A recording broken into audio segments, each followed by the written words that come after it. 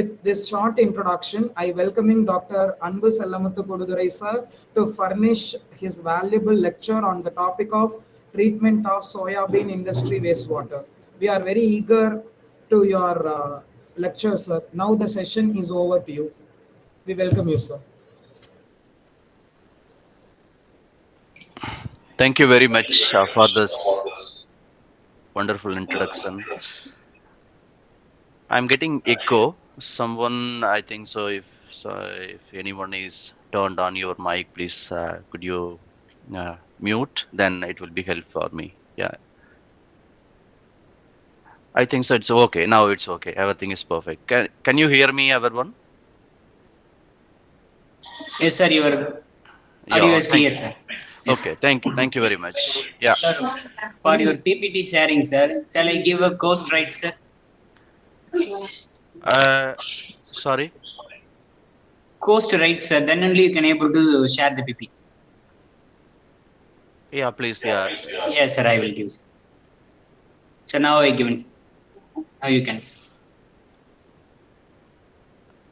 Is it okay now? Can I share now? Yes, sir. You can, sir.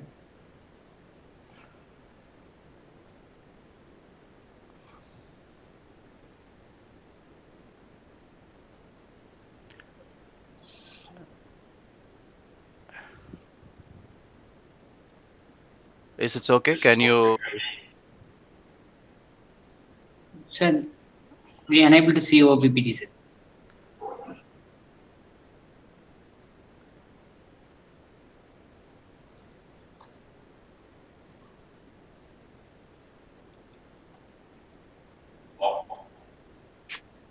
No? No, sir.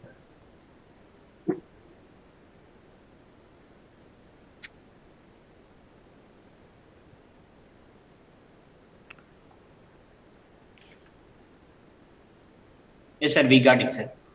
Okay. Thank you. Yeah. Yes, thank you, sir.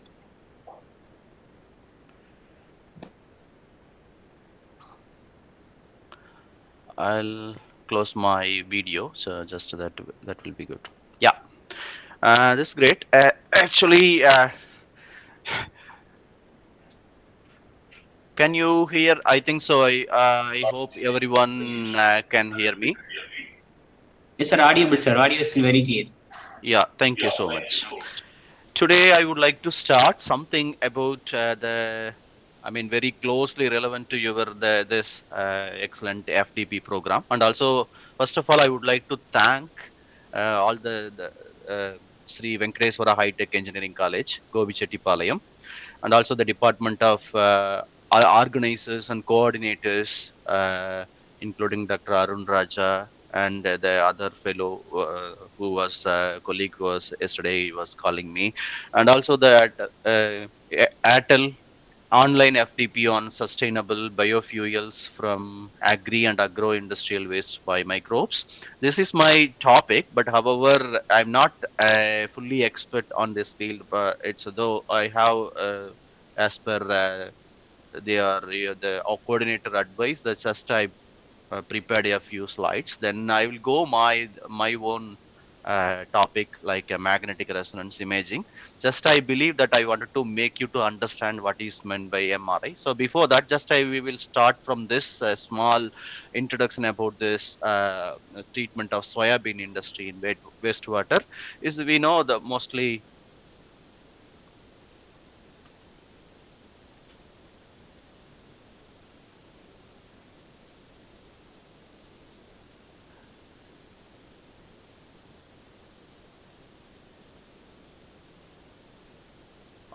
Can you? I can't move it my slides. Yeah, now it's okay. Yeah. Yes, sir. Yeah, is just I would like to introduce something about the soybean. We already know so many things of many byproducts we are using in our day-to-day life, including some like soya meal as well as soybean oil, and also if for someone if we are already could visit some other countries like Europe or somewhere else, then where you can find the people mostly they are started to use in everyday life. They are use instead of the cow milk or something, they'll use like a soya milk is the main other milk products they are commonly used. It's particularly recent days. It's in the this is the soya milk is soya products are also considered as a vegan. The vegan foods, the people are following only vegan diet. That mostly they are preferring to use this kind of soya bean products. So just we are going to see what are the just overview of the soybean industry, and also how to treat the wastewater which is after processing of the soybean products. Then so the different kinds of wastewaters are released, so that can be treated. So how they are can be treated in order to avoid the contaminations in the our environmental perspectives, and also what are the impact that is created by the wastewater to the environment.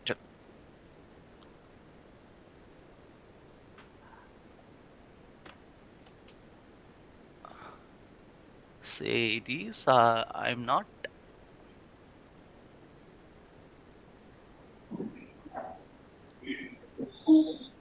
Sir, shall I share the PPT, sir? Uh, okay. Yeah. Yeah. Yeah, It's yes, coming. sir. Yeah. Yes, sir. So introduction to soybean industry. So is already is known as glycine max. I mean, more amount of glycine is one of the richest, very simple amino acid. So that's why it's called as otherwise known as glycine max, are one of the most widely cultivated crops globally, and also is main product of the one of the USA, Brazil, Argentina, China, and India, including India, and also used for oil extraction, food products, and animal feed, as well as the industrial applications. So now you can see some key products from soybeans. Is already we know that soybean oil is commonly used for cooking, and also especially for biodiesel. So we know in India there are the different kinds of biodiesels are being developed. Particularly soybeans also main one of the main resource for developing biodiesel nowadays. And the processed foods and also soybean products is like a tofu. Tofu is nothing but a curd. Is like curd is made up of soybean uh, uh, milk. That will the milk is like coagulated with a kind of mineralized material, then it is converted as a tofu. Is nothing but we can say is curd is soya curd. And also soy milk and soy flour and miso, tempeh, and textured vegetable proteins is simply known as TVP. And also especially is made up of soybean meal for particular animal feed, like for example hatcheries, as well as the cow and all those things. They are mainly poultry feed is made up of some soybean products. And also industrial products, bio-based plastics, lubricants, and also adhesives and the ink productions. Also, the soybean is very helpful because there are larger amount of some isoflavones, as well as the polysaccharides or polymer materials that will help to make these kind of other materials like bio-based plastics, lubricants, and adhesives.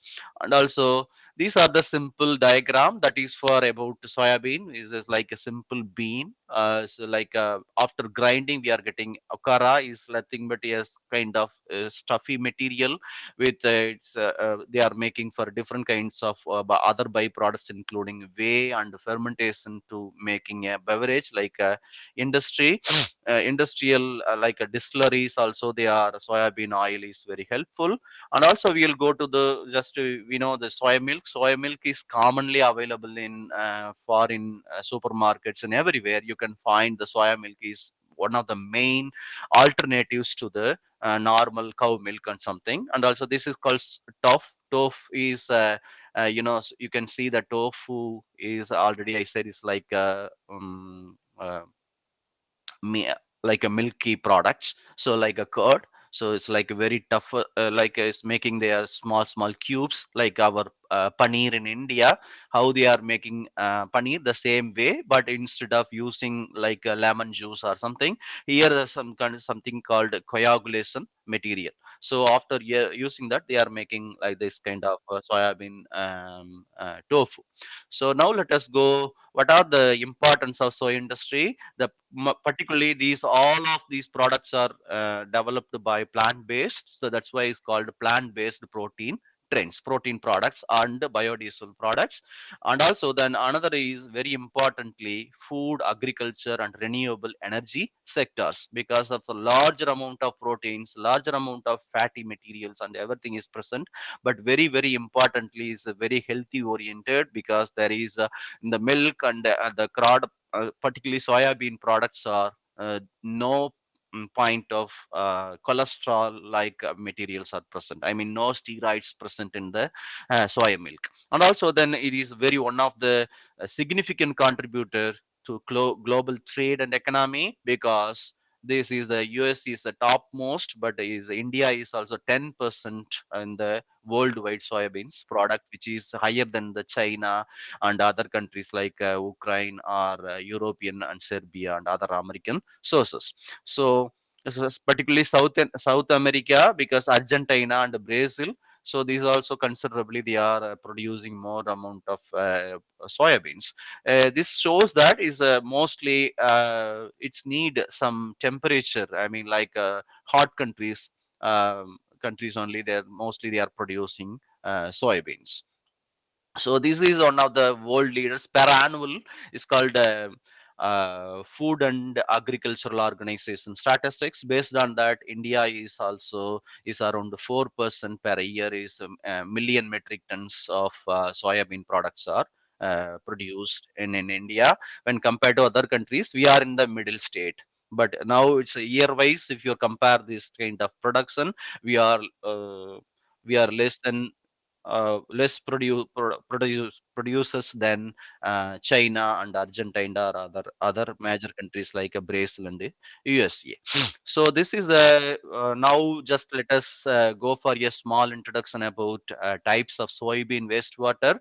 Is soybean curd, I said already, is called like a tofu, is byproduct of tofu production that contains nitrogen compounds, because the most of the wastewater, the tofu is releasing all the other nitrogen containing compounds, particularly amino acids. So nitrogen means here full of amino acids. So and also there are some amount of saccharides. The both of them are released in the byproduct of tofu. And also others wastewater is like a high organic wastewater that containing nitrogen and phosphorus. This is also being used in the manures and soy whey. This is also byproduct of tofu and soy protein isolate production that contains protein, sugars, minerals, and soy isoflavones. Just here, the last name, because as a chemist, I wanted to show you why it is called as soy isoflavones. The flavones means the name came from the flower, so that's why all the flowers are the flowers different colors, smells, fragrance, the flavors, and everything is due to this name. This is a root word of this etymology of the flavor is nothing but flavones. That's why it's called isoflavone. So now is another is refined soybean oil is also one of the wastewater is released from the with high concentration of organic materials. Now you can understand overall picture. So there are the larger amount of wastewater is majorly released in the food industry. So these can be treated and also it can be used in a positive way. That is the aim of the research. So here is a treatment of soybean wastewater is like, and there are two methods are commonly being used. One is anaerobic and aerobic. First is anaerobic in the absence of air. So an efficient method for treating high concentration of organism, because that the most of the organism which developed are living in the anaerobic conditions, that can be you converted into nitrates or like ammonia, those kind of different kinds of very valuable products. And also then aerobic products also is commonly used to make very other valuable products. So this is the characteristics of soybean industry. So high in organic matter, including nitrogen and phosphorus, and high biochemical oxygen demand and chemical oxygen demand. That is also very serious concerns that the people are concerning. This is the because it's create a very important problems, particularly B body and C body, and high in total suspended solids. I mean, that is the larger amount of solids being released. So that should be converted into useful products. And also other requirement is high in oil content, ammonia and nitrogen, and polyphenol. The polyphenol is very very important for food conductor. That's why the most of the food products like tea, coffee, and whatever, if you are taking is like a, some people will say if you take a larger amount of green tea, if you're consuming green tea and very natural foods like organic foods, so the everything will be antioxidants. The antioxidants means that compound should contain some phenols. The phenols will prevent the oxidation of the human body cells. That's why they are people are asked to eat more organic foods rather than the other like inorganic or like contaminated or processed foods. Okay, now these are the limits. As like a fermented soya sauce, this is very very higher levels of higher. You can see the pH is around 6. Is like almost acidic. It's not neutral or basic conditions. And the CO oxygen demand is around 5,400. Is very very high. As biological oxygen demand is also considerably high. And the color and suspended solid and turbidity and everything is all of them are fermented characteristics of fermented soy sauce waste water. So in order to treat this, there are people are particularly what are the sources is proteins from soybean processing, oils and fats from soybean oil, extraction and refining, carbohydrates and fibers from residual solids. And impact is created, particularly I said already, is the biochemical oxygen demand. I mean, it reducing the amount of oxygen present in all the areas including water bodies, like it's called eutrophication, and it's called leads clogging means it's like we can say in Tamil is like a கலங்களா ரொம்ப dense liquid மாறக்கூடிய வாய்ப்புகள் கூட இருக்கு. So that is because of that more amount of different kinds of microorganisms like fungus and other greeny materials, aquatic life will be improved. Because of that, the development of those different aquatic life, that will reduce the amount of oxygen present in the water, that will cause, it's called a eutrophication. And also the next is called treatment methods. There are two methods, mainly oil water separators, dissolved air flotation, I mean removing the oil from the water, wastewater, and biological treatment for organic matter breakdown. So these are the already we discussed, and what are the nutrients which present in the soybean, including sources like hulls, fibers, and starch. Is nothing but polysaccharides and nitrogen and phosphorus from protein breakdown, and increased turbidity in water. Turbidity means I said is like kalangi போறதுல, it's like a coagulated uh, சேராகிறது chair கலங்கு சேராகிறது. And also eutrophication, sedimentation issues, and sedimentation tanks and filtration for suspended solids removal, and biological nutrient removal to control nitrogen and phosphorus levels.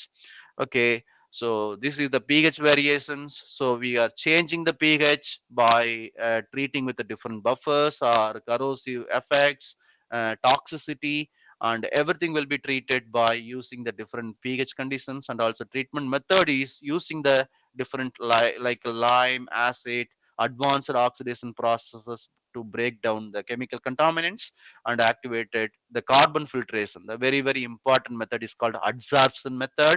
So after adding the activated carbon, that will remove all the coloring materials, like color is also one of the contaminant, and also other residues that will be removed by using the activated carbon filtration. So the sources of wastewater in the soybean industry are processing and washing operations, oil extraction and refining, and byproduct processing is called soy milk, tofu, and isolates. Okay, so now I'm going to complete this session. Because uh, my research is I wanted to make a bit different topic that's called magnetic resonance imaging, because this I would like to go in my own research that I'm currently doing in this in my this is the I'm completing this session. Is it okay?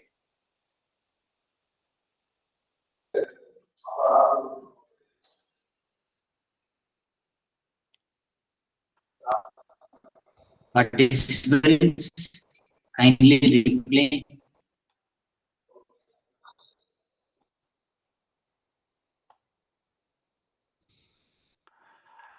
Can you see this?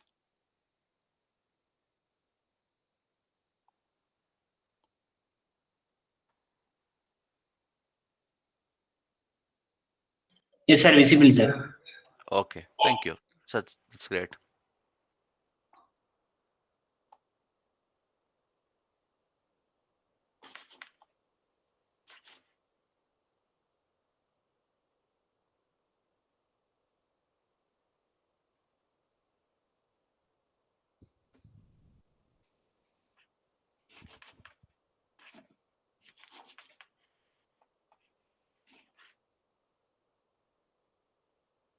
Yeah, it's okay.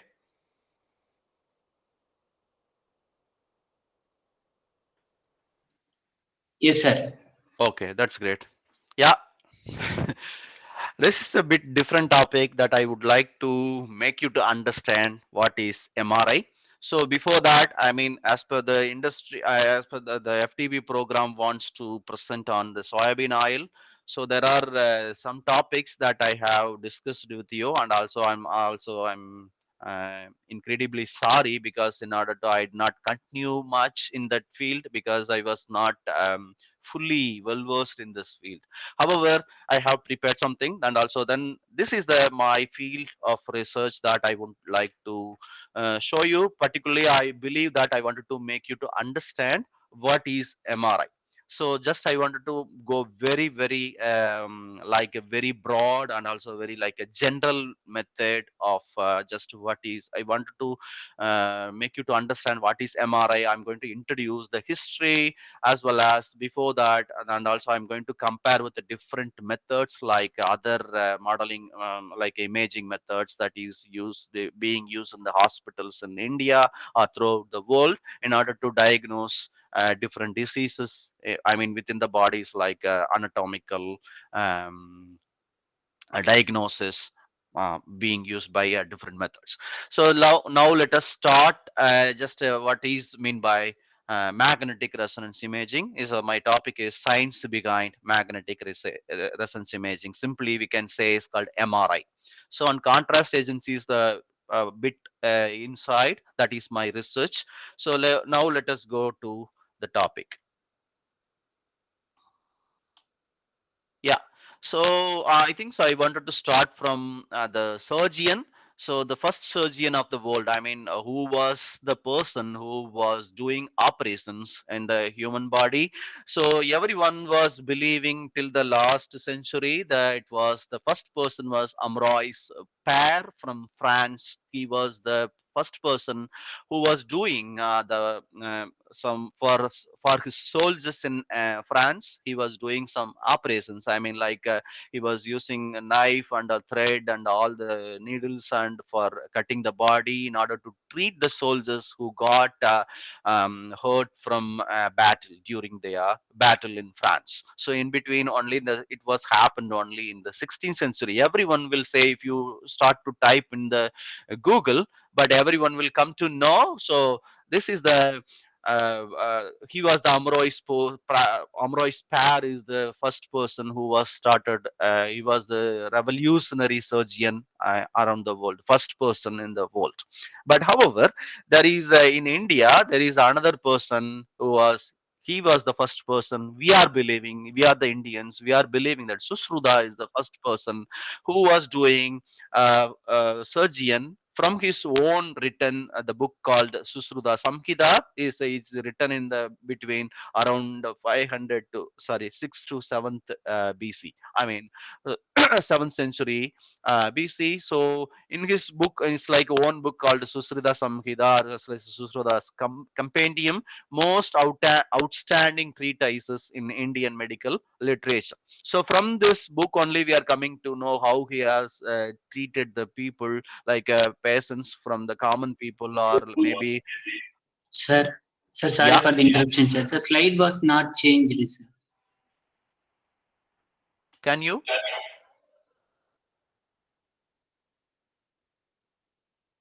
So Sir, now, yes, sir, sir. Slides were not changing, sir. oh,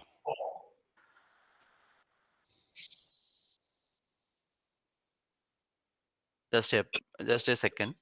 Yes, sir, yes, sir. Yes, sir. Now it's changing, sir. Can I do it here? Yes, sir. No, this is sir,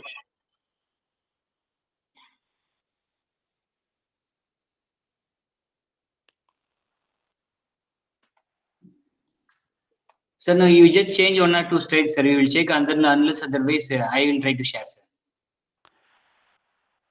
uh, okay. Just a minute. Yes, sir.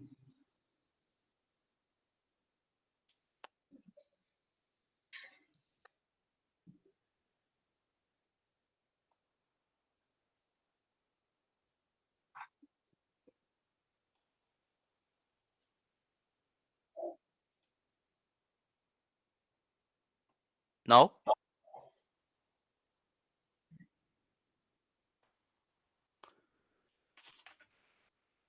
No, sir. PPT was not visible. I think you are shared the entire document. I think so. it's okay. No, sir. It's not. There was no slide available, sir. Oh, I think you are shared the entire screen, sir. That's why it's visible in your entire laptop. oh.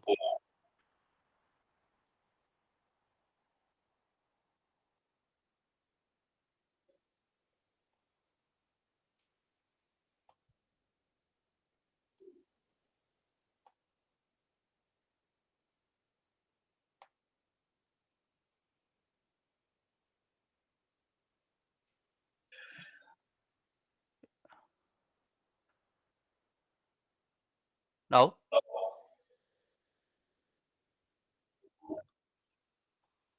is it okay now? No, sir. There was no.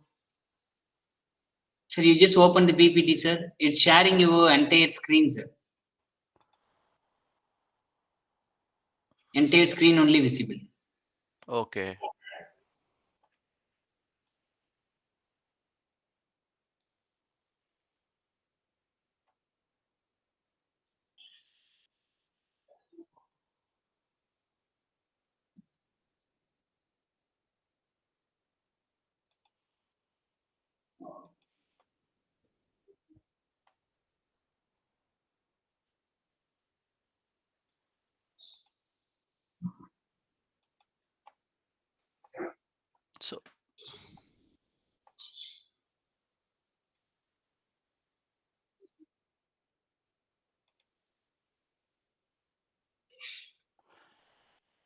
So it's allowing or it's not. It's still it's not showing, right? So now open the PPT, sir.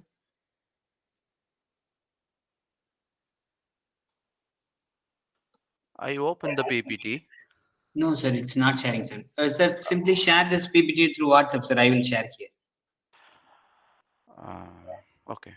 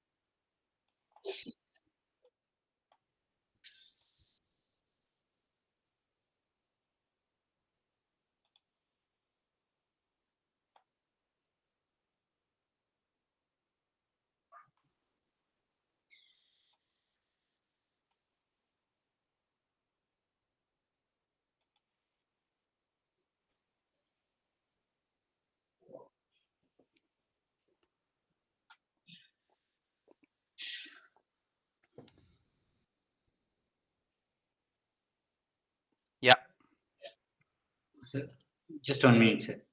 Yeah.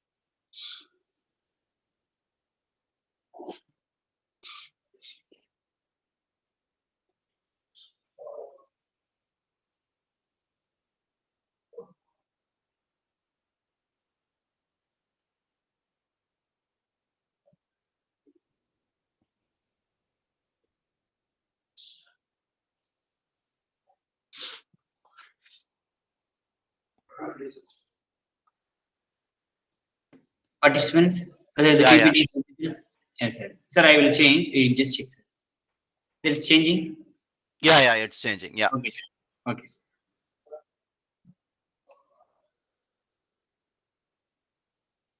Go to the first slide and you can start from the, yeah.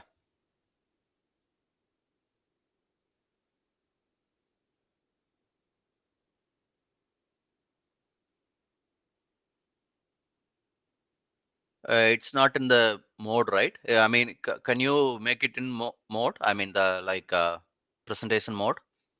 No?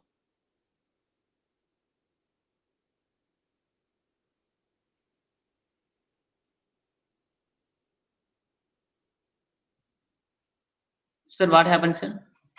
Can you make it in presentation mode? I mean, just this is all of them is coming. Like I made it like some with the animations. Then it will be very easy for the people to no. Yes, sir. It's now in presentation mode only, sir. This is looks like a Word file is not in the presentation mode. It's like a PPT. You can open this in the PPT. Is it okay? Sir, actually, you were.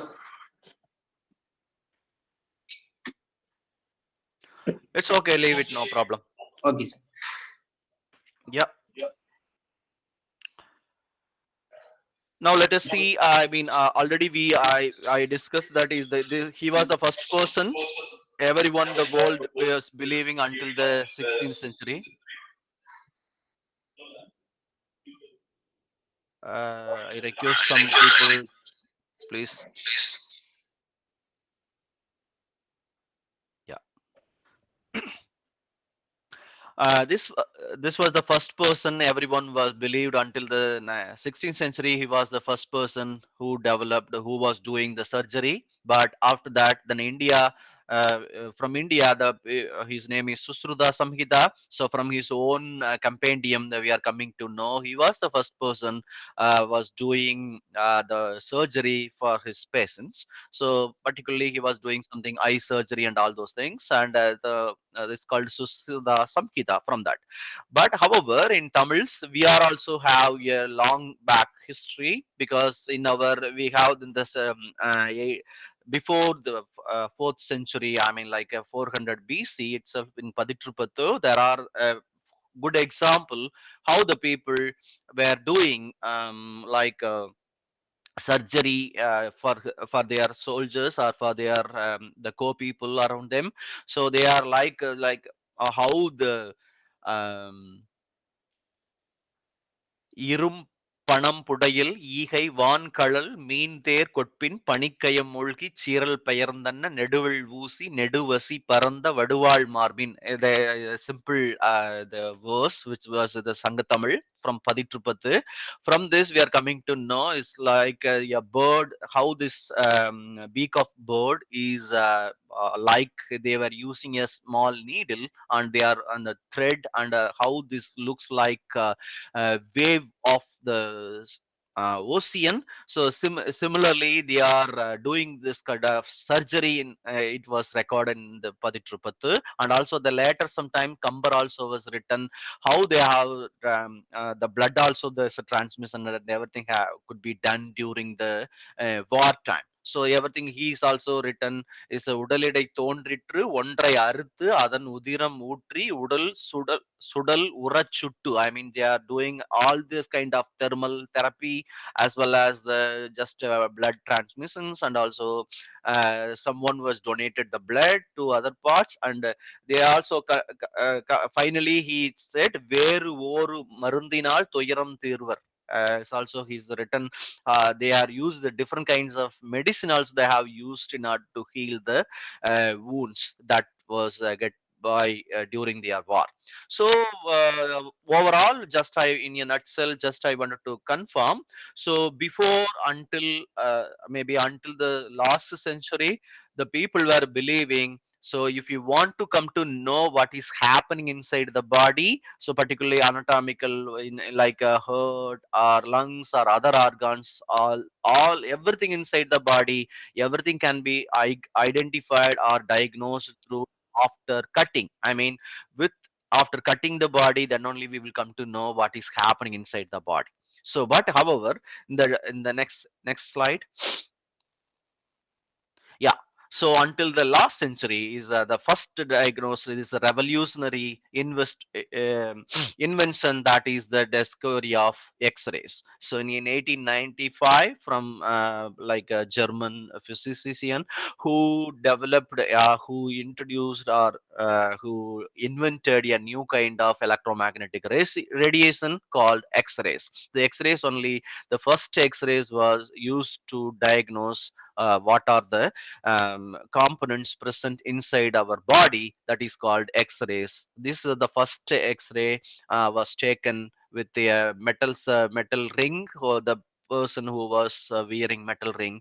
So the metal ring was easily, it was photographed by X-rays, as well as the soft particle like soft tissues is the X-rays are penetrating the soft tissues. It can't penetrate the hard tissues like calcium phosphate. So that's why we are getting the image of bones through the X-rays. However, the X-rays are very useful, but is very dangerous to our health. I mean, ionization is in the high source of a rich source of ionizable radiation. What is ionizable radiation? I mean, if you are exposed with a longer time in the X-rays, that will ionize our biological molecule inside the body, including proteins, all like all the biological proteins, enzymes, and other metabolic systems, and everything will get oxidized. Because of that oxidation, so the cell will die, or they will undergo different mutations like DNA mutations and cell death. So finally, cancer or many kind of adverse effects that will happen due to the uh, due due to the we are exposed with a longer time in the X-rays. Go to the next slide. Yeah, so there are other imaging methods. We know that is one is the sonography, is otherwise known as ultrasound imaging. So we that is the very common method available in all the hospitals. So in order to understand what is going on specifically for fetus level, size, and everything can be diagnosed through this sonography. And another one is computer tomography. I mean, last few years we were suffered with like a like a COVID, the COVID during COVID time, the CT was the very crucial method to diagnose the level of oxygen, the level of occupation of virus, the COVID virus. So the everything could be identified by the computer tomography. The next is the last is mammography. This mammogram is used to diagnose the abnormalities in the breast, that is called mammogram. But however, all these the first method is comparatively less sensitive. I mean, we can't get a very clear idea about the like a internal structures of the body. But if you come to the latter, they are very good in their sensitivity and all those things. But however, both of them are rely on X-rays. I mean, we can't use computer tomography for longer time, maybe in India. So if you are going to the meet the doctor in different hospitals, they may be asked you to take x-rays often, but that is also dangerous to our health. So because of that, so because all these methods are rely on x-rays. So x-rays, already I said, x-rays are highly ionizable source of radiation, so that will ionize all the biological molecules that will make very adverse effect to our human body. So that is why the people are started to think in different way to use harmless sources for in order to identify the impairments or other possibilities in the body, human body, including. So the next slide, sorry. Yeah. So this is the other method. For example, this is called PET method. So we know PET is a positron emission tomography. So in the year of maybe still the last decade, like around in 2000s, in India there was only one instrument was available in South India, mostly in Hyderabad, is the in the Apollo hospital. But after that, the PET method was available in everywhere throughout the country, including a small cities also. You can find this method. This is very very effective method in order to identify or recognize the very small portion of any abnormalities like a cancer or which is developed inside the body, and everything can be identified by using this positron emission tomography. However, this method is also relied on nuclear medicines. It means like for example, the F19 is a it's kind of isotope, is like a positron emitting isotope that will be labeled in the common biomolecule or chemical like glucose. So that's called the fluorine deoxygenated glucose. So the here only the fluorine is labeled. This will be injected before going for PET scanning. So after injection of this, then this will reach, because the cells, cancer cells, can receive more amount of glucose like sugar molecules. That is why wherever the sugars are overly expressed, so where there will be the glucose will be occupied. So then that when they are entering into the close to the cancer cells, then they starts to emit the positron like anti-electrons. Positrons are nothing but anti-electrons. So that will be uh, counted by the machine called computer tomography, or otherwise known as positron emission tomography. So the dense of the, based on the dense of rays coming out, based on the dense, so then the machine is converting into the image that is called, that is that, from that only we are identifying the different for example, here is some cancer is identified in the normal cells. In the right side you can see full of normal cells. The left side, in the, they are indicated in the heat map, is mostly is due to some abnormal or cancer. So now understand most of these methods are rely on highly ionizable radiations or nuclear radiations, or isotopes are being used, or like nothing but nuclear medicines are used. That's why the people started to go for a very reliable and harmless method that is called magnetic resonance imaging. Can you go to the next slide? Yeah, this was the till this last century. So in 1947, when we are getting independence from the British, so we have the people are in from particularly from Nottingham in the United Kingdom. They were started to use develop a new kind of methods called magnetic resonance imaging. So by Felix Boltz, Edward Mills Purcell, and the first human MRI was run. You can see the person who was connected with a coil is like, we know, like how the motor coils are, similarly the coil is connected with him, and also he is sitting in the dome. So the dome part is nothing but is full of magnetic resource. From that only they are started to, this was the first MRI thing they have identified. So go to the next one. What is MRI? The MRI is nothing but is just is using very reliable source is a magnetic field. The magnetic field is measured in Tesla.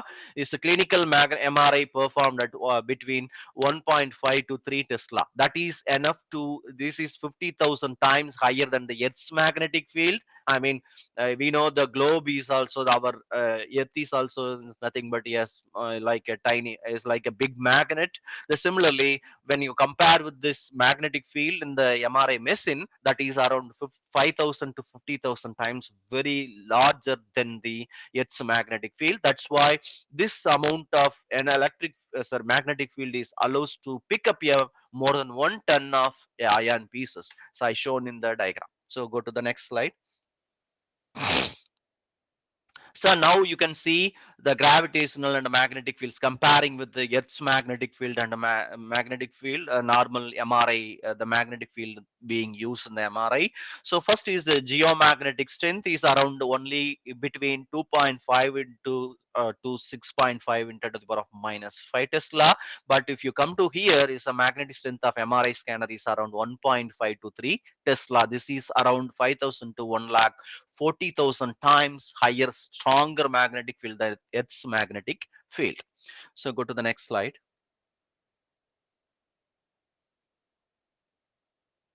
Yeah, this is the MRI scanner. We already, this is a very symbolic diagrams, the how the MRI inner parts are just labeled. So we know that is the one part is the patient table, and also he is this is the dome. There are the two circles. The one circle is made up of magnetic field, stock magnetic field. The other source is radio frequency radiation. We know the radio frequency radiations are being used for telecasting, telecommunications, and everywhere we are using the radio frequency radiation.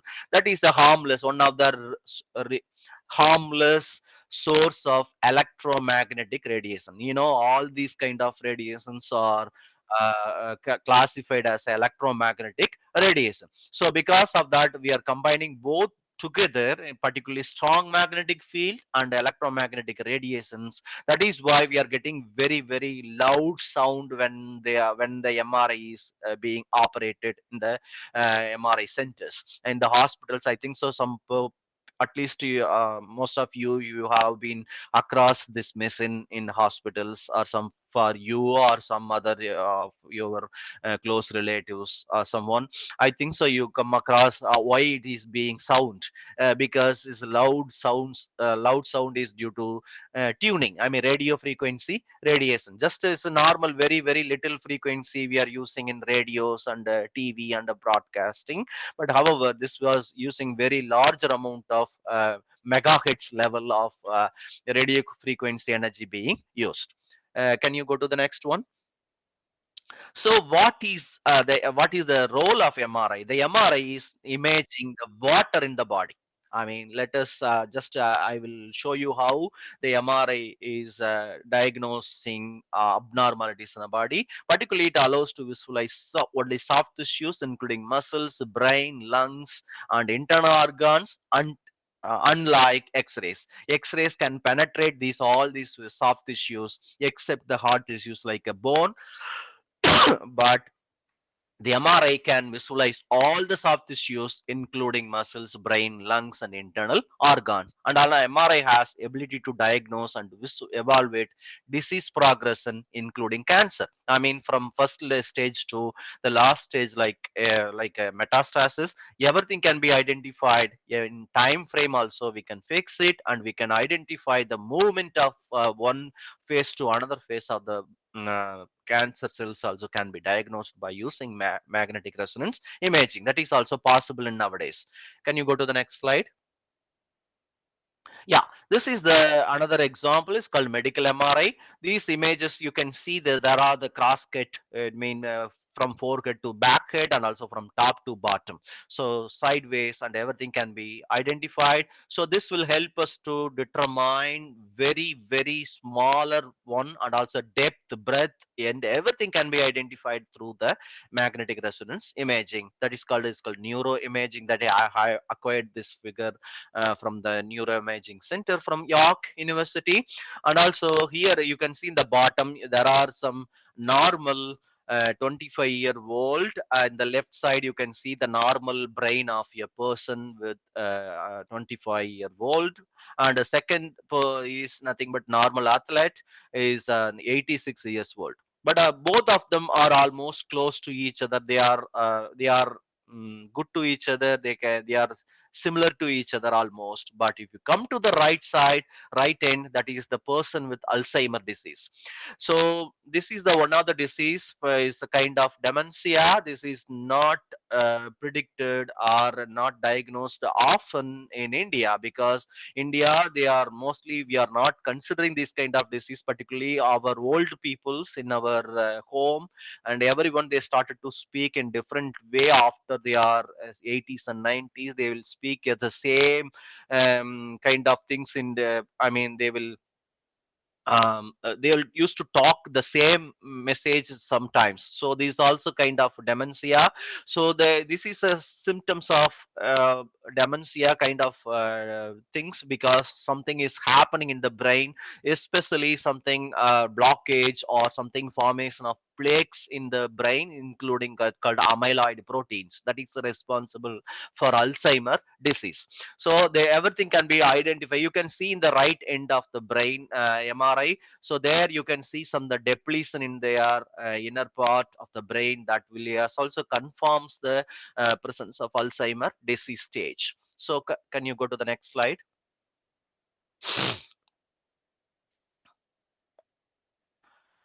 Yeah.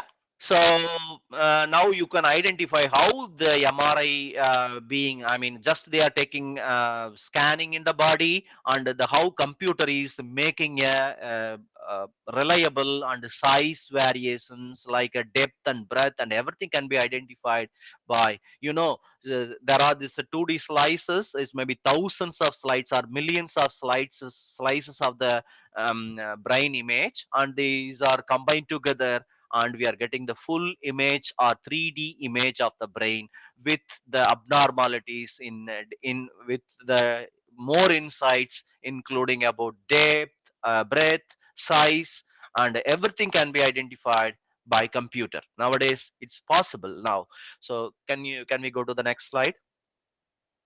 Yeah, this is a simple example why how the MRI, how does MRI works. The MRI work is similar to the NMR, is called nuclear magnetic resonance spectroscopy. This is the common method is being used in organic laboratories or organic research, or mostly chemistry research, because that will help us to sample in. There is a sample holder in the left side. You can see the sample holder. There is a coil like a orange and green color coil. That is the coils for radio wave input and output.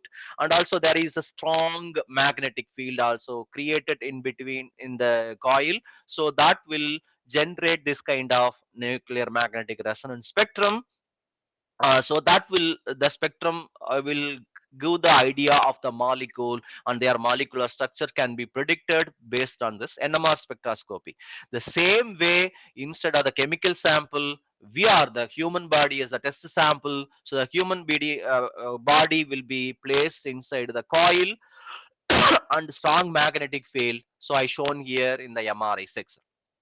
So what is being imaged? So images are in the human body, where in the NMR the chemicals are being identified. In the MRI, water, I mean water molecules which present in the cells are being identified. How they are water being identified, we know that. Just let us see in the next slide. Can you go to the next slide? Yeah, just let us start from the earth globe. I mean, like, the earth is made up of 3 by 4th of the earth is made up of water. I mean, full of oceans. We are living only on the small part of the, only 1 by 4th part of the earth is only land.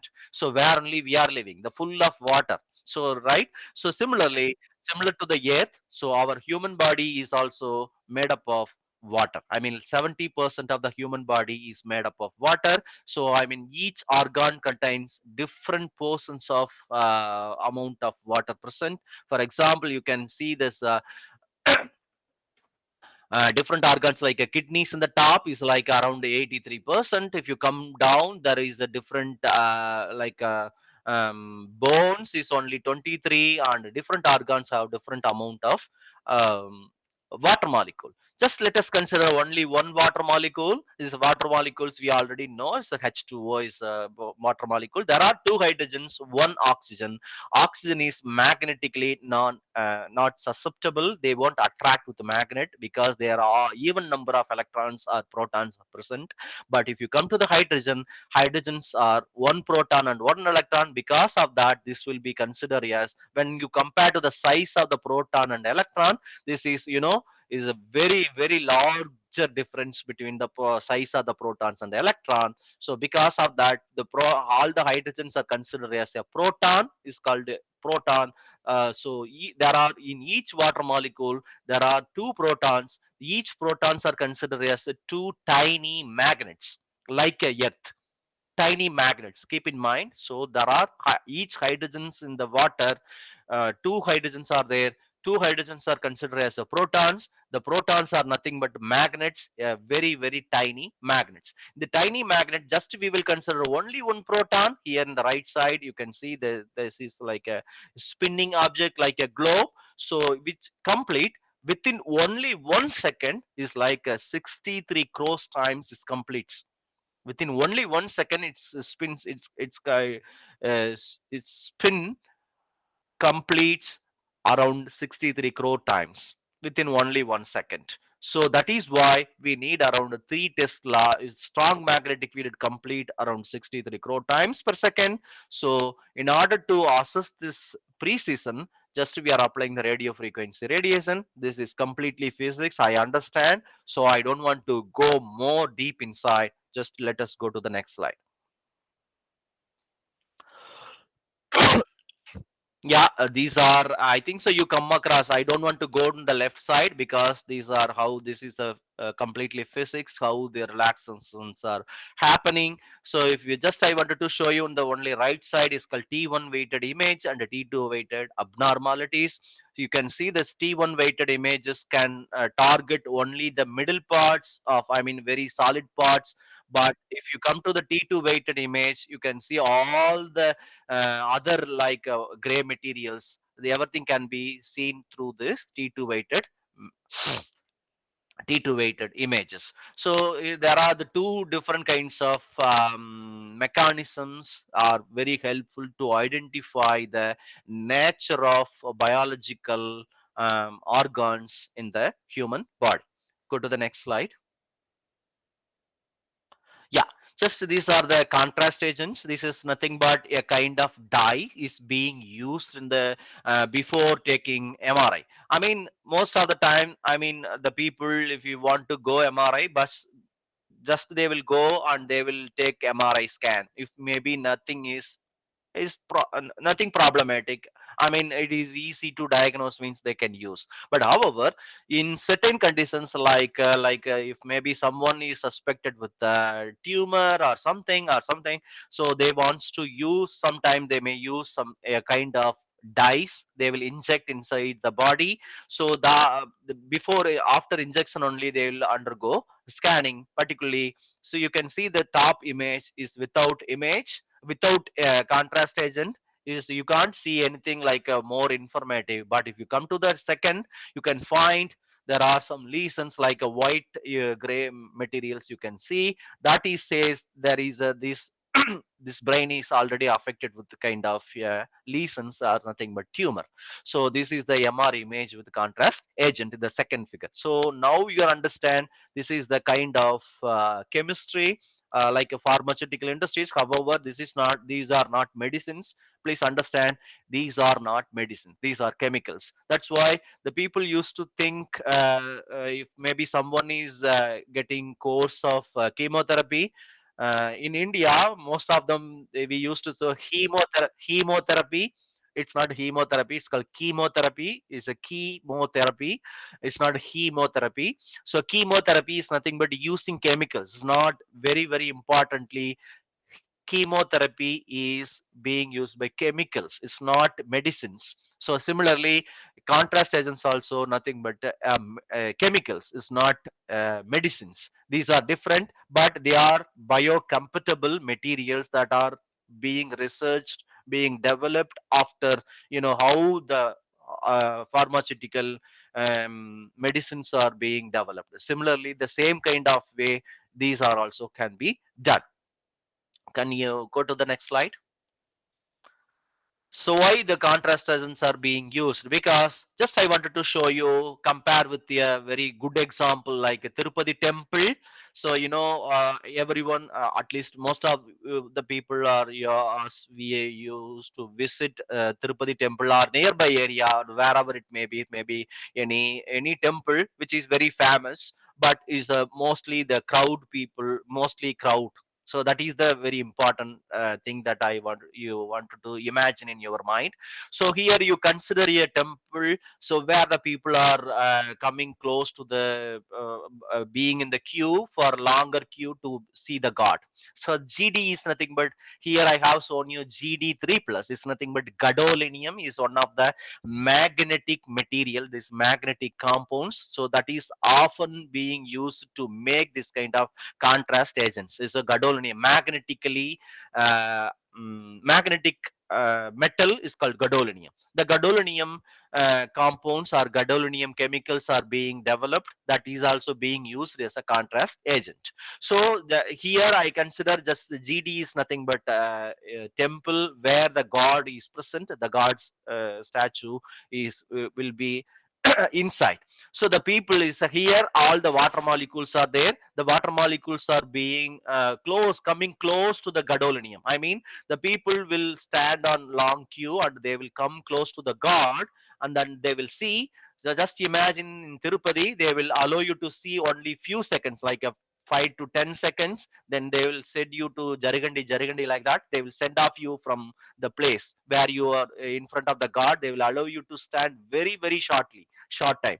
Similarly, all the water molecules will, from the cells, keep in mind, all the cells in the tissues, all the cells containing water molecules will come close. So if you are injecting this kind of gadolinium contrast agent, they will come close to the gadolinium metal and they will get magnetized. Similarly, the people, when they are standing around the temple in the long queue, when they are come close to the god, they will see in a very few seconds, they will get energized. Oh, we are okay, we seen the god, we are very happy and we are satisfied, and now we can go to home, like that they will feel. The same way, all the water molecules will come close to the gadolinium and they will get magnetized. Because of that magnetization, so that will enhance the, I mean, most of the water molecules when come close to the gadolinium, so that will enhance the image of MR, I mean, like a magnetic resonance image. Let us see in the next slides. Go to the next slide. Yeah, these are the chemicals. So you can see this is clinically available magnetic resonance image contrast agents. So all of them, you can see these are the very different chemical way. I mean, I think so. I don't want to compel you. I don't want to go more deep in this science. So just let us go to the next point. Next slide. Oh, can you go to that? Next. Yeah, go to the next one. These are how without contrast agent, with contrast agent. So how this relaxivity is changing. So I think so. I go to the next slide. Yeah, now you can understand. Say this is the very symbolic diagrams. The first one is a without contrast agent. You can see x and y axis. The y axis is a magnetization, percentage of magnetization. The second is the time limit. So both of them are starting at the same slide, but without contrast agent. So you can see is in specific time with the contrast agent. You can see the in the top with the contrast agent is you can see something in the happening in the inner side of the body. You can see the abnormality in the cell. But if you come to the figure A in the right side, in the bottom figure, there is nothing you can see because this was imaged without contrast agent. With contrast agent, you can see something like a whiteness that says something abnormalities in the body. So I mean, when you are using the contrast agent, it will show very clearly what is inside the body, what are the abnormalities, what are the subtle subtle difference between the normal and abnormal cells, or healthy and cancerous, or healthy and tumor cells. So everything can be identified through the contrast agent very easily. That's my research. Okay, come to the next slide. Yeah. See, for example, this is the one of the recent days the people have started to develop smart agents, or otherwise responsive contrast agent. I mean, here you can see there is the middle, come to the middle figure, the chemical figure there you can see is called calcium. I mean, this is the agent which is designed with respond to the calcium. I mean, if you are injecting this kind of this agent, this will selectively bind only calcium in the body. I mean, something calcium channels are responsible for our cognitive power, imagination, and brain function, and everything is responsible for this kind of ions, particularly calcium 2 plus ions. So these agents can recognize only calcium. Upon binding calcium metal ions in the brain or something, then it will enhance the MRI. I mean, enhance the contrast of MRI. So that's why this is the important in recent days. These kind of imaging agents are being developed. So go to the next slide.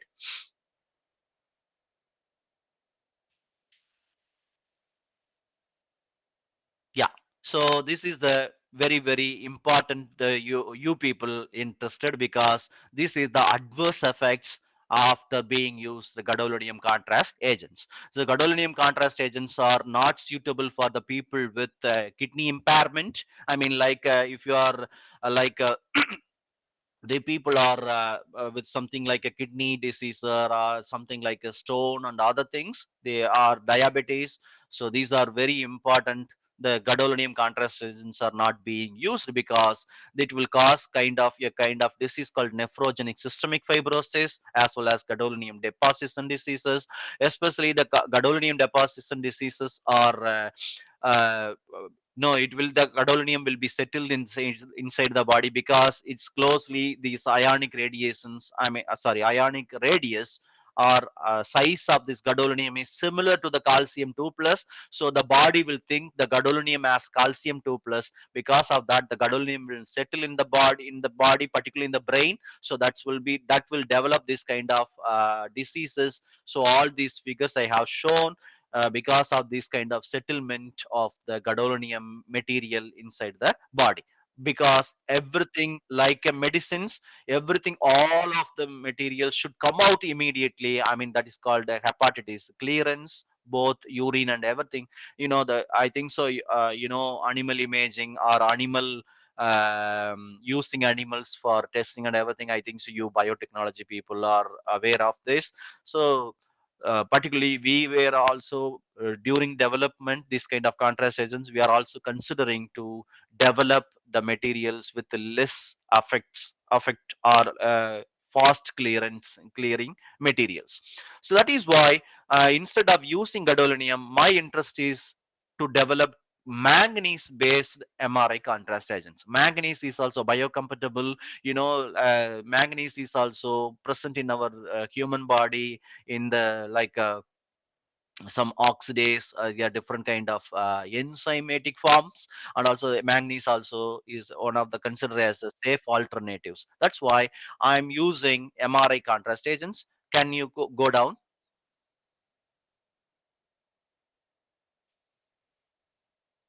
go to the next slide? Yeah, these are the chemistry. So I use this kind of MRI materials, like a manganese based MRI contrast agents. The first one is protein responsive, especially serum albumin, like the serum protein. This is in the presence of serum. So this will show the more, I mean, enhanced images, MR images in the mouse uh, animals. Let us see in the next slide. And also the second set of compounds are being developed for targeting ATP, the adenosine triphosphate responsive MRI contrast agents. So go to the next slide. These are all the completely chemistry related things, physicochemical properties we don't want. Go to the next slide. Next slide. Yeah, these are phantom images. I mean, there's a clinical MRI, MRI machines. All the samples are being imaged. If you go from concentration from left to right, you can see the contrastness. I mean, the brightness is increased with increasing the concentration. These are the one of the important properties of phantom images the being done in MRI machine. So go down the next slide. Yeah. So this is the biodistribution of the a compound that I developed. This was published in Agri-Industrial Chemistry, is one of the high impact article journal in chemistry field. So you can see the how it is effective, and also especially kidney and also the liver and everything can be visualized by using my compound is called MNLME. But if you come to the especially the bladder, and you can see the levels of AUC diagrams, also area under curve against the different organs. So where you can see the mostly how these the compounds are effective. Go to the next one. Yeah. This is, you can see the kidney to liver ratio. I mean, how it's the compounds are being excreted. I mean, removed, cleared from the mouse model. So you can see there is it's mostly is most of them is released from bladder as well as the liver. Very fastly is the kidney, liver, and bladder. So these are when compared with the kidney and liver, these are very strong than the commercially or clinically available mechanism than my compound that is also being shown in the right side of the figure C. So come to the next slide. Yeah, these are my current research is developing protein ATP as well as alkaline phosphatase is one of the enzymes which is overexpressed in breast cancer. This particularly I am developing the contrast agents to develop breast cancer induced bone metastasis. We know, at least if you come across some people with the breast cancer, if the people are diagnosed with in advanced stages, most of the around 70% of breast cancer people are diagnosed with bone metastasis, because the breast cancer cells are needed more amount of phosphates. So particularly it's produced by it's using alkaline phosphatase. That's why it's called more than 10 to 15 times or of the ALP levels are increased for only the breast cancer women. So I'm using that advantage to detect the alkaline phosphatase levels using my compounds. These are the chemistry research. So currently I'm going for the a larger grant to the Medical Research Council. So maybe next year, maybe I will, if I get the grant, then definitely I'll go for the research, particularly for developing early detection of the bone metastasis in breast cancer cells. That is my next research. Go to the next part. Next slide. Yeah, these are my recent publications in Anglo-Anti-Chemi, Chemcom, and as well as in PNAS. So the next slide. Yeah, I think so. I make you to understand what are MRI and basic things, history, and how the MRI being used in that, and what are the in-depth analysis can be done through MRI and everything we have understand. Can we go to the next slide? Yeah. So these are all of the things just today. I think so. I made you to understand a little bit, because though you are from different field of my expertise, I'm sorry about that. So, however, I believe at least this would be very helpful for you. If maybe in future or somewhere else, or for your friends or something, definitely it should be helpful. Go to the next one. Yeah, I acknowledge all the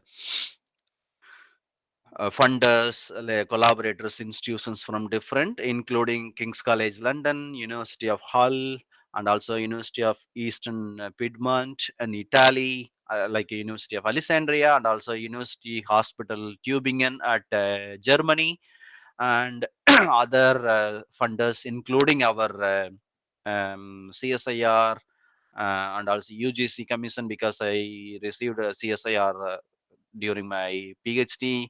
I received my CSIR Senior Research Fellowship and UGC Kotari Fellow during my time at the Indian Institute of Science, and the FCT grant from Portugal, and as also acquired Marie Curie grant.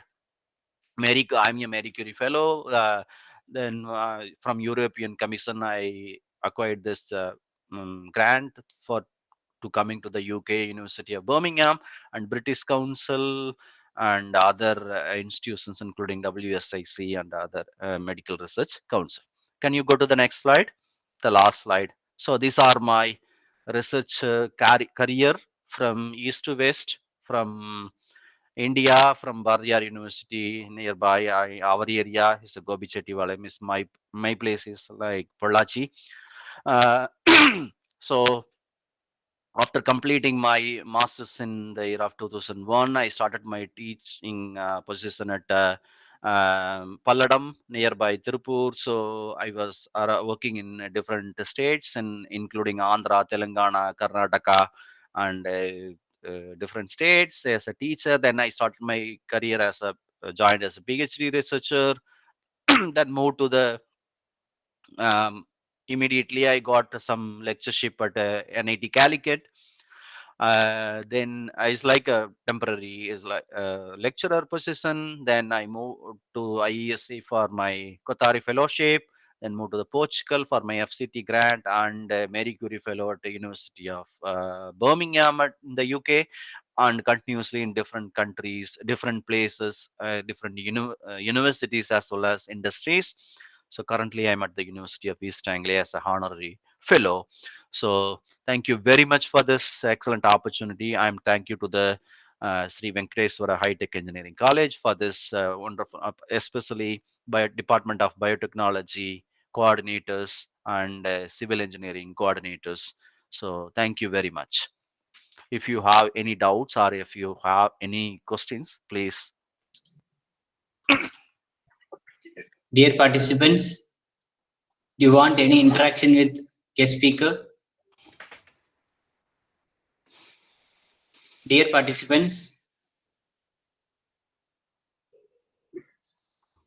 you need any clarification or any interaction with guest speaker? All of them, I think so. They are fed up with me. I mean, I think so. They are did not understand. No, it's not that. It's not that actually, because our fundamental course is on biofuels, so we had to Okay. digest this, considerably Okay. and focus on understanding. So it was a very nice presentation.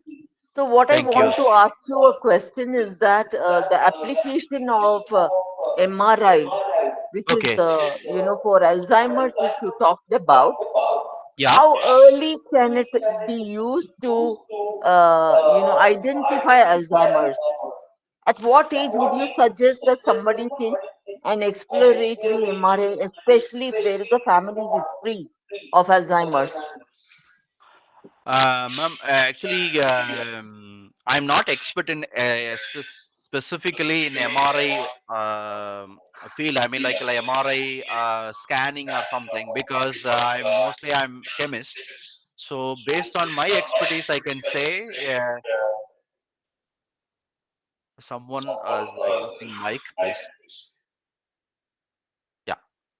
Uh, Based on my experience, what I'm expecting is that can be identified through their change of their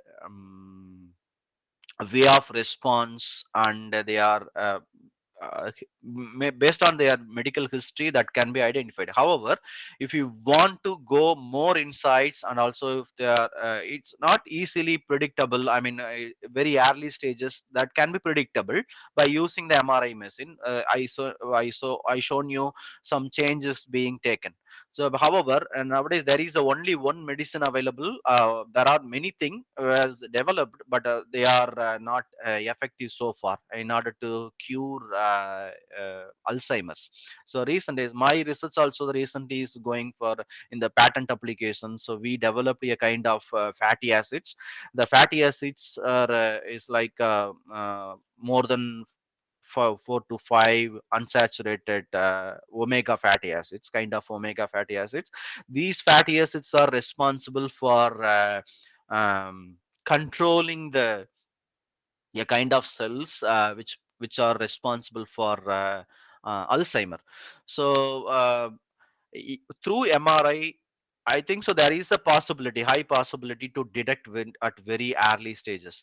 But I think so. I'm not answered properly. I feel because I'm not expert in MRI. I'm expert in the this kind of the MRI contrast development, particularly focusing on cancer and those things. If you have the questions about breast cancer or something, then definitely I can try to answer. Okay, thank you. Thank you, ma'am. Thank you so much, ma'am. Participants, you have any interaction? Okay, thank you so much. So now I welcome Aswini ma'am, Assistant Professor, Sri Venkateswara High Tech Engineering College, to deliver the keynote address of this session. I extend my sincere gratitude to Dr. Anbu sir for Thank sharing valuable insight and expertise in this session. Thank you, sir. The summary of this session is the soybean industry generates a significant amount of wastewater containing high levels of organic matter, oils, suspended solids, and nutrients. Proper treatment is essential to minimize environmental impact and ensure water sustainability. Various treatment methods, including biological process, physicochemical treatments, and advanced oxidation process, have been explored for effective wastewater management. The integration of this process have been explored for effective wastewater management. The integration of these techniques can improve pollutant removal efficiency, enhance water reuse potential, and contribute to sustainable industrial practices. Advancements in treatment technologies continue to optimize efficiency while reducing operational costs and environmental footprints. Thank you once again for this opportunity. Thank you all. Thank you, ma'am. Sir, there is one question in message section, sir. Yeah, yeah. In some cases, it is noticeable that on some categories of patients, MRI is not able to perform. May I know the reason? From Mofir Rahman. Thank you, Rahman. Sir, actually, the reason I said already, I mean, if some people, if maybe normally is a very normal situations, if maybe that is easily recognizable, like for example, something is happened accident or in the brain, if maybe someone got hurt in their brain, or if maybe fatal case or accidental or something is a trauma, so those are immediately done. That will be done MRI, and they wanted to know what is going on immediately, what is the initial stage, and everything can be done without contrast agents. So in those situations, MRI are being recorded without contrast agent.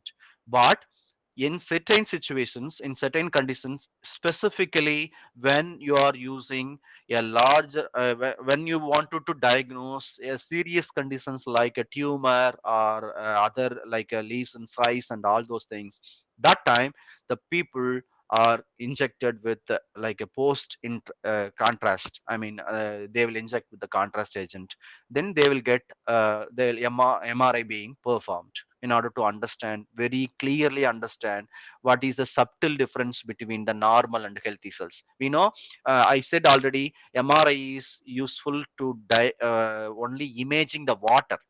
I mean, same water.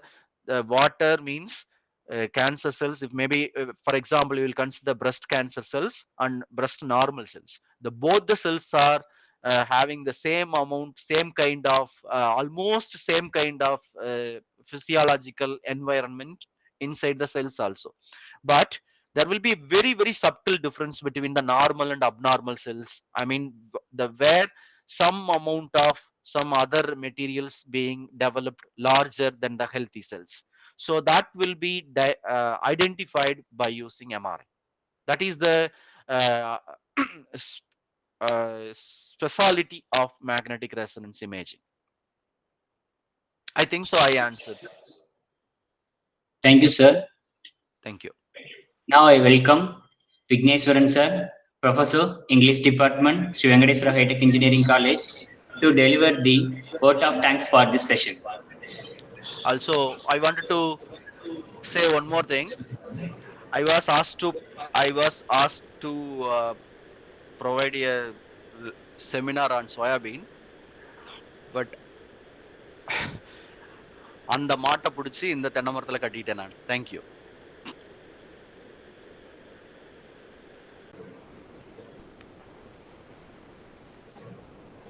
Thank you, sir.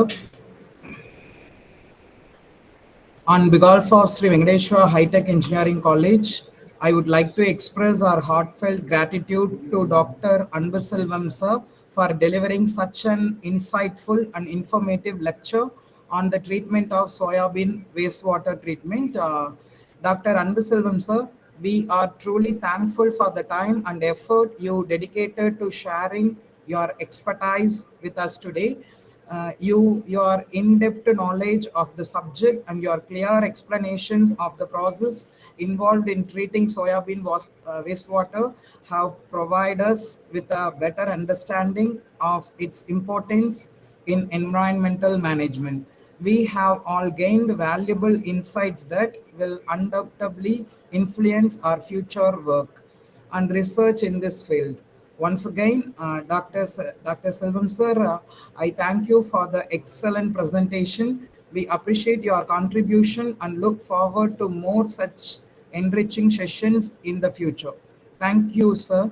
Thank you for all your effort you have made for us. Thank you so much, sir. Then we would also like to extend our gratitude to everyone who has attended this session. Your participation and engagement have made this session even more meaningful. Thank you all the participants. Thank you, sir. Dear participants, our next session will start at 3:30 p.m.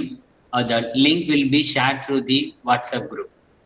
Please join us on next session of 3:30 p.m.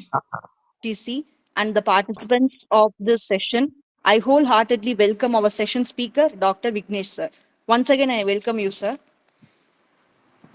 It is my distinct honor to introduce our chief guest today, Dr. Vignesh Krishnamurthy Kalyana Kaundar, a distinguished postdoctoral research fellow at Jeonbuk National University in South Korea. Dr. Vignesh's journey is the realm of biomaterials and nanotechnology, exemplifies dedication, innovation, and a relentless pursuit of scientific excellence. He commenced his academic voyage with a Bachelor of Technology in Mechanical Engineering from Amrita Vishwa Vidyapeetham in 2015. His quest for knowledge led him to earn a Master of Technology in Nanomedical Science from the same esteemed institution in 2017.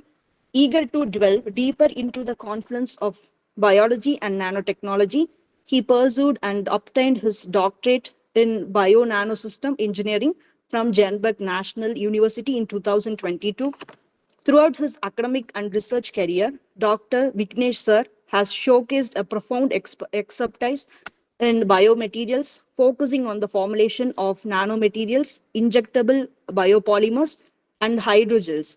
His innovative works includes the development of non-invasive 3D printed piezoelectric composite scaffolds aimed at bone regeneration and anti-cancer implants. Additionally, he has pioneered in situ forming cell-laden conductive hydrogel system designed to facilitate bone and vascular differentiation.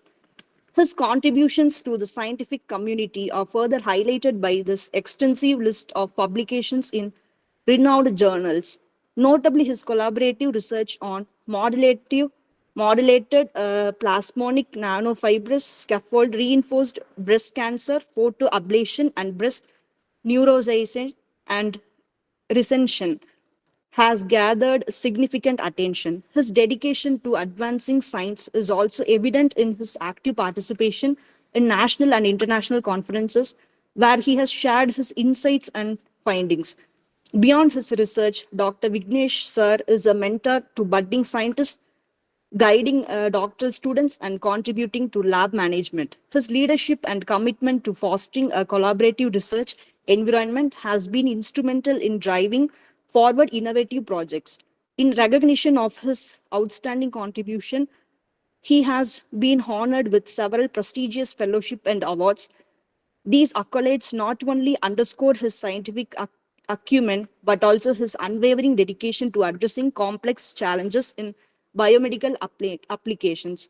We are indeed privileged to have Dr. Vignesh Sir with us today. His insights and experience promise to inspire and ignite our collective passion for scientific inquiry and innovation. The session is over to you, sir. Thank you for a warm welcome. Once again, I thank you, and I good evening, good afternoon for one and all, like joining here, and like today I have given a topic for presenting um, biofuels from the distillery waste. Just a second. Yeah, biogas from the distillery waste. So, okay, like my slides are available there, sir. It's available there, or I will share from here. Sir, you can share, sir. Shall I give a rights to you, sir? Yeah. Yes, sir, I will give you rights. Yes, sir, I given, sir.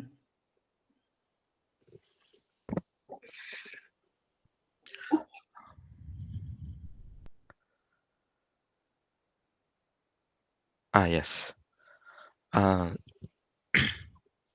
So that Yes, sir, it's clear, sir. So go with the first. Yeah. Okay, sir.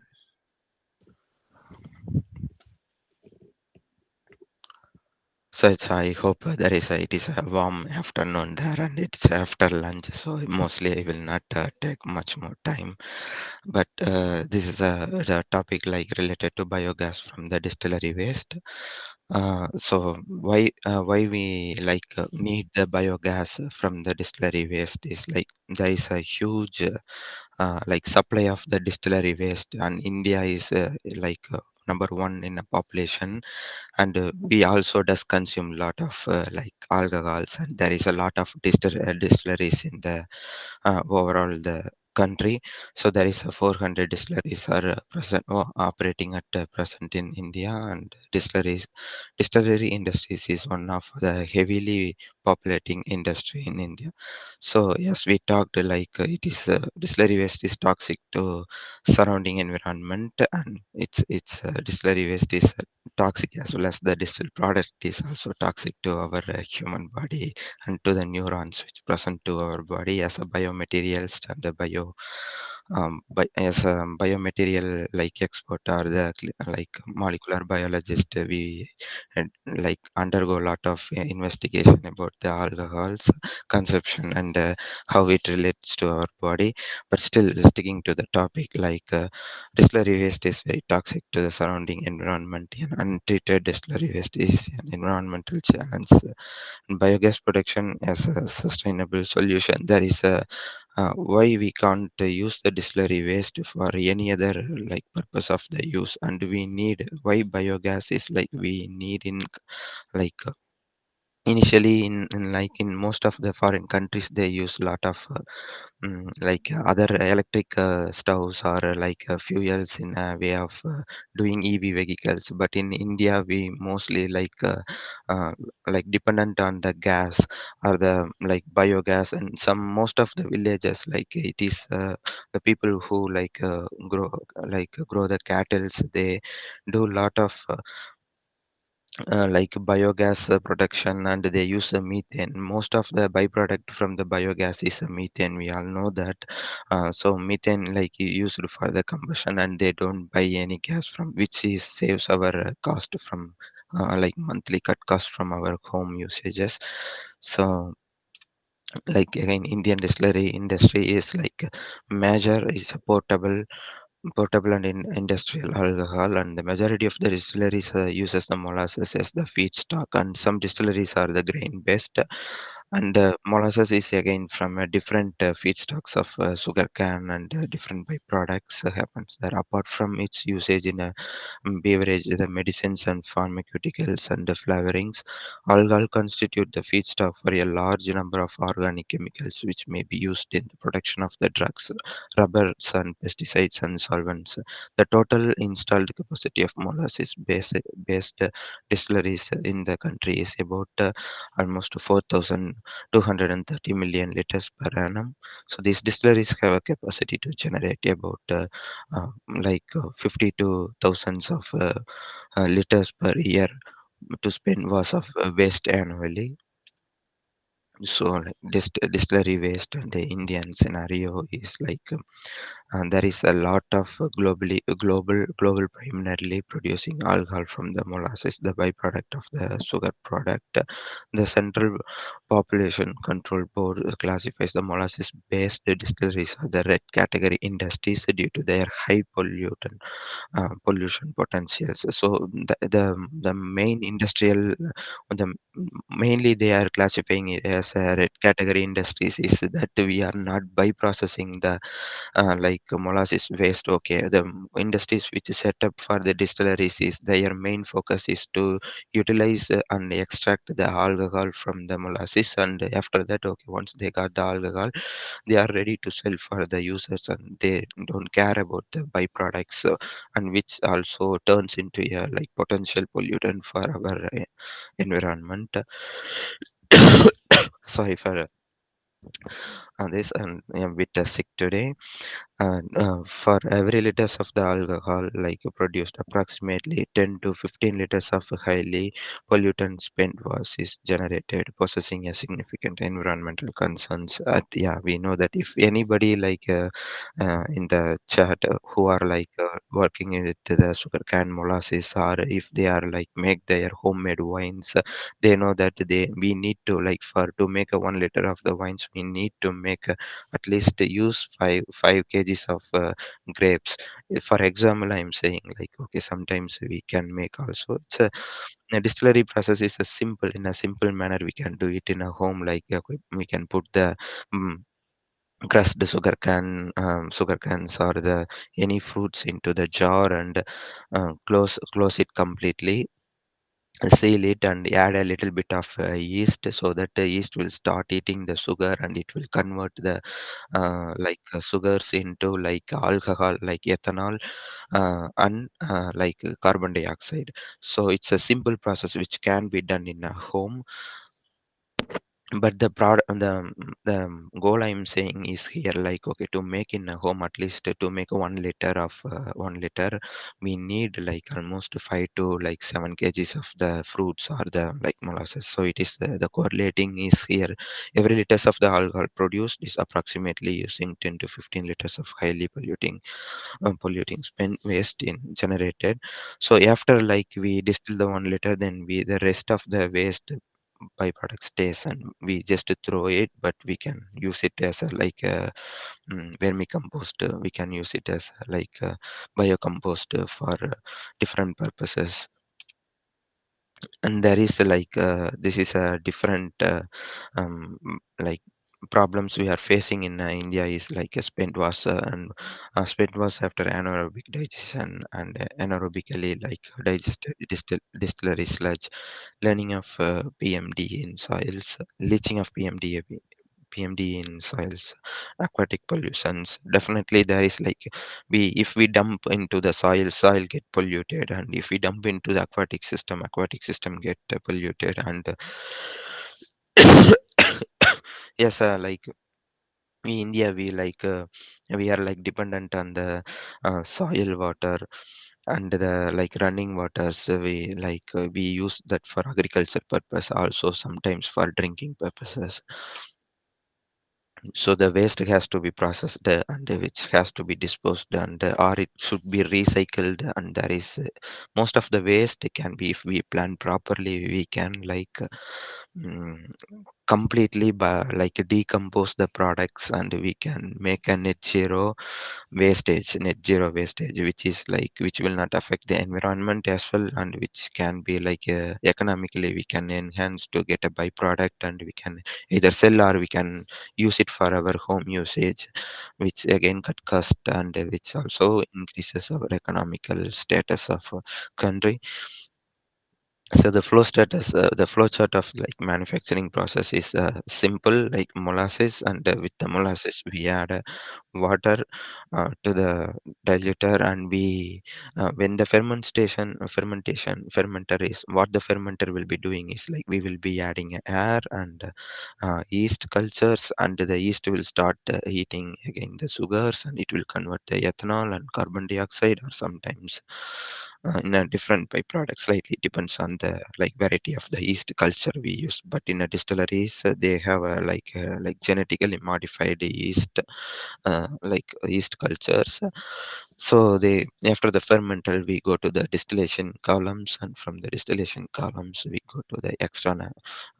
From the distillery we get the distilled byproduct. Again, it will be again double distilled to get some neutral alcohols.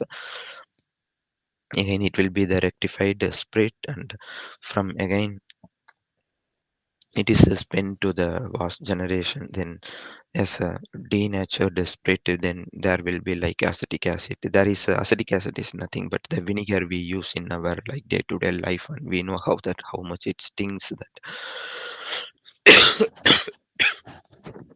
stings. And again the acetaldehyde, there will be always the aldehyde byproducts will be there, and which can be also chemically processed, and we can synthesis some chemicals which can be utilized in chemical industries or polymer processing industries as a byproduct from the distillery waste.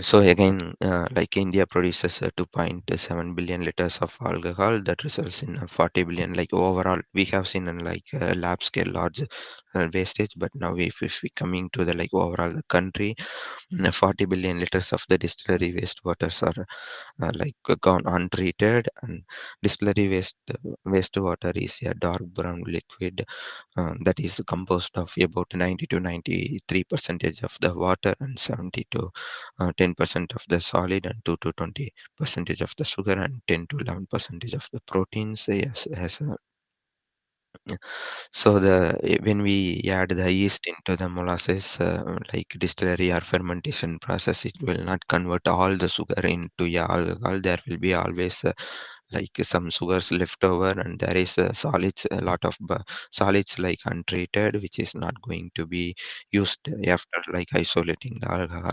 Due to the high cost of treating the wastewater, it is commonly dumped into the bodies of the water, so that it lot of even lot of dyeing industries does that. They are not which also pollutes the water. Similarly, the distillery industries are doing dumped into the bodies of water, or sprayed on the field surrounding the distillery.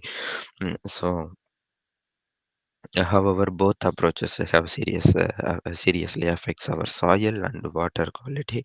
The wastewater can be turned into the valuable resources if the proper water treatment facilities was constructed.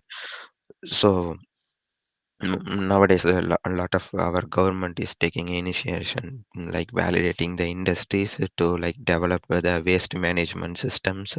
But still there is industries waste management system consumes almost 30 to 40 percentage of their industrial setup cost. So most of the industries is not focusing on the waste management system due to cut down the cost of the production. So But the industries which should not, the industry or all industrial people, we should not like bypass the waste management system, which is very important for our environment. So what are the environmental impacts happens due to the distillery waste? The discharge of the untreated or inadequately treated distillery wastewater can lead to like water pollution, soil degradation, like ecosystem disruptions, like there is a lot of soil pollutions, like dissolved oxygens in our water bodies are adversely affecting the aquatic life.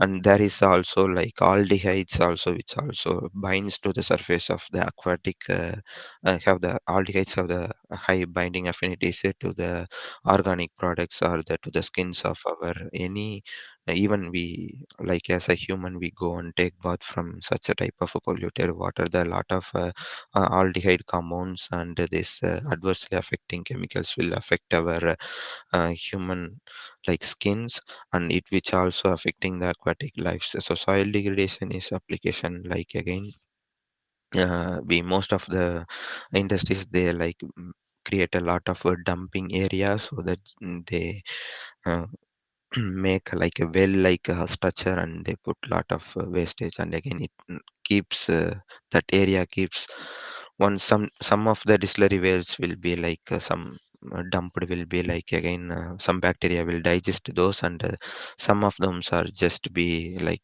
getting accumulated, which creates uh, like um, like disaster smells, and which affects the soils.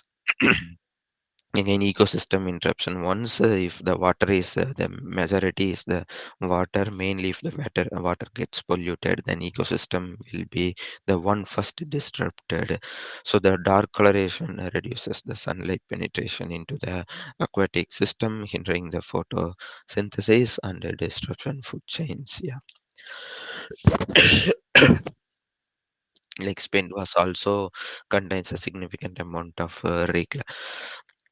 calcitrants and compounds, which severely pollutes the receiving bodies of the water and present as a serious health hazards to the rural and semi-urban population that depends on such a water bodies for drinking waters and other requirements. As I discussed before, the wastewater is also a source of greenhouse gas emissions, and like CO2, methane, and nitrous oxide, and it also like enhances the greenhouse effect, which increases the temperature or one to like there is several statistics that due to the methane and CO2, our every time our temperature, the ecosystem or environmental temperature rises like 1 degree to 2 degrees, but every year, so which will affect the entire human population, as well as the like yeah, food chains also, and all the animals are which who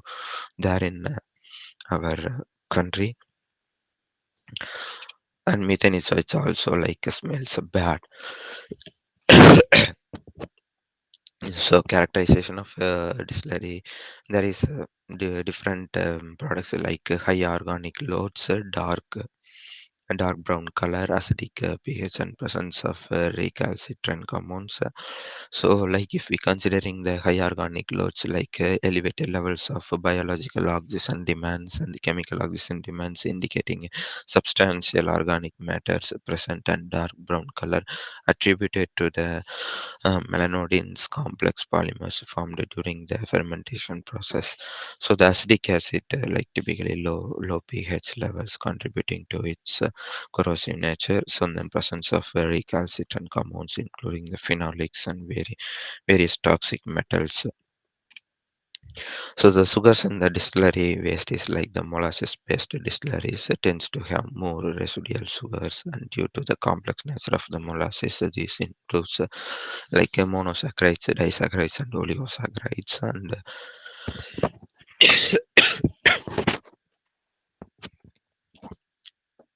apart from the above simple sugars, like distillery waste contains complex carbohydrates that were not hydrolyzed or fermented, such as Yes, like and cellulose and hemicellulose from our sugar cans cannot be like break down by any type of the yeast, like yeast. So it just can only be break down by the bacterial compounds, again non-fermentable polysaccharides. So there is like a general characteristics of a spin was in a distillery, and like there is a lot of biodata is like added later. This slide can be recirculated from the management, like from these like and these of the like chemicals we have in a general waste like spin was, and why we cannot use all these byproducts to generate instead of dumping into some areas, why we will not use like to generate a biogas. And why we need biogas is like considering the benefits of the biogas, the distillery wastewater has potential to produce 11 million cubic meters of biogas at 60 percentage methane. The biogas can then lead to then be used to power and heat the distillery to save on energy cost. When biogas can be enriched and bottled in cylinders to be sold within the transportation industry. Even there is a few like local industries, they are using biogas, and they are like making like locally they are delivering the cylinders for like big events or like some household activities. They are storing extracting the biogas from the composites, and collects the byproduct like cattle waste and byproducts and molasses waste, and even a small scale industries are set up in our country, and they are doing locally, which is not like the one more thing is like which can be locally, which can like fulfill the local needs, but which cannot, considering the global level, that there should be like high like connected waste recreation, and it should be like collected waste should be collected by the group, and it will be again turned into different places, and that should be set up, and again it should be developed into the like a big connecting network, so that a system can be developed and which can use complete biogas instead of using the other extraction from the nature. So compressed natural gases is like again composed of 75 to 98 percentage of methane with a small amount of other hydrocarbons such as propane and butanes. And there is it is very difficult to like isolate propanes and butanes and make it a pure gas. So upgraded, which also like enhances the cost, but when the propanes and butanes are burned into the which also like enhances the like which also like helps us to get the blue flame. The most of the biogas gives the blue flame instead of the red flames due to these propanes and butanes. And the upgraded biogas can be like used for some purposes that CNG is currently used, such as the operating trucks, buses, and trains. Yes, a lot of now we are using like mostly in India, we use like gas-based like cars or buses. Now we are converting into the e-vehicle. Now also, even we are turning into the e-vehicle instead of using the petrols and natural type of the fuels like diesels. We are like trying to combine the e-vehicles with like batteries, and again we are combining with the CNGs only. So considering that there is a like a high scope of like generating a biogas, which also like cut cost the which will cut down the cost of the fuel like and vehicle transport systems. So after removal of the hydrogen sulfide, and biogas is like composed of about 60% methane and 40% carbon dioxide. And using the biogas and using a biogas gas like lower emissions than either diesel or natural gases. And distillery, and connecting the dots with like distillery waste management strategies. Traditionally what they are doing, like distillery spend was treatment of the mm, history has like revolved around the open logging system with its inherent like problems of the land water and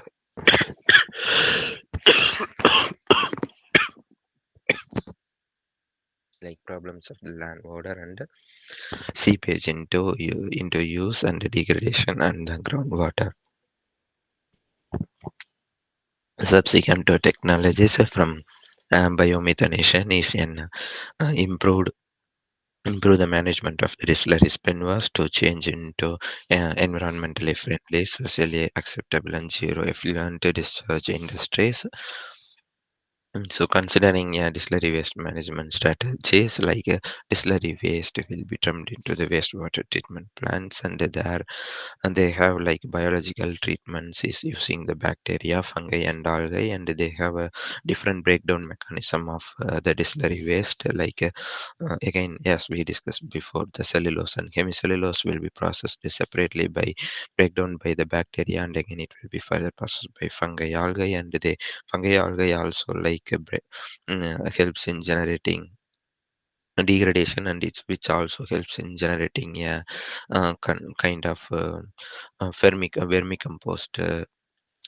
Not like kind of vermicompost, but which can compost which can be like used in our agricultural fields, like which also enhances the nitrogen fixation in the soil. So again. After the treatment, then the treated water can be like added to the water body, and which also like these fungi, bacteria, algae also like serves as a food for the like any like local water bodies where the fishes grows, and fishes, crabs or some other the like microorganisms which can like have as this as a, like a protein foods for them, and when we consume the processed stuff those like fishes then without any toxic compounds, which is also good for our health. So like from that we can like resources recovery is like biosurfactant, single cell proteins, uh, lases and poly hydroalconates and biohydrogen and volatile fat acids. Biogas productions, how there is different types of biogas productions. The one of them is anaerobic uh, digestion process. Anaerobic digestion is anaerobic means without oxygen. We know that most of the foods what we eat also undergoes the anaerobic digestion. Like okay, come like considering there is a lot of I'm just talking bit about our human digestion system where which is this anaerobic digestion process happens similar to our human digestion system as till now like considering our human digestion system is the one of the best ideal mission I can say, because whatever we eat like irrespective of the foods and irrespective of the chemical compounds or the chemical composition, the complex molecules whatever we eat which can be digested by our body and turns into the glucose and energy into our system, which is a very greatest highest system which like a human is trying to mimic, which is not possible yet. So we are also like working on like gut on chip models, like developing our similar ecosystems which can also used for like understanding what is the process happening.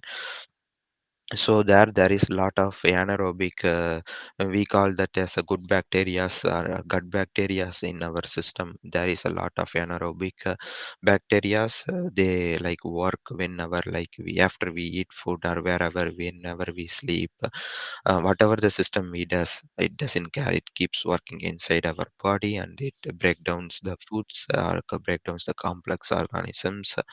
So connecting the dots again, like we can say the key technology is the anaerobic digestion, where the microorganisms like bacteria break down the organic matters in spent was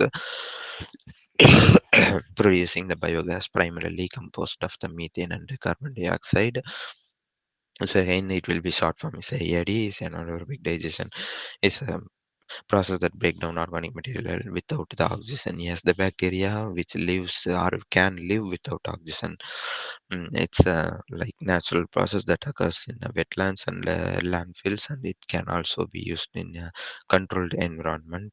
So when we do like that is also one of like the system, when our digestive, when we have the digestive problems, we can see that there could be a less amount of the bacteria or less amount of the good bacteria that which have reduced in our gut system when we eat like very spicy foods or very like or also like when we consume the alcohols, like we can see, or when we like consume lot of organic molecules like the pulses which are a little bit complex in organic structures, like our, if we don't have a certain type of the bacteria or good bacteria which can break down all these molecules and assimilate it, then that's why we are getting some digestion problems, and there is like a gas formation. And still like yes, even our human system produces a certain very limited amount of the gas like methane due to this our digested uh, during digestion process, and which also happens due to these bacteria. And that's why a lot of industries also like bio industries also focusing on developing bio cultures of the bacteria loads, like even some, and which can be like delivered to the human. Like mostly in we are used to have, for example, consider like today I am sick and I have a viral fever, but which is when I go to the doctor here, they are not prescribing the antibacterials, they are like prescribing like paracetamol, and if you have a high fever, take a paracetamol, and in like if you have a body pain, take a like a painkillers like ibuprofen or some other acetophenol like that, but they are not giving us antibacterial stuff. So they are like thinking gut is a very important system, and if you take a antibacterials,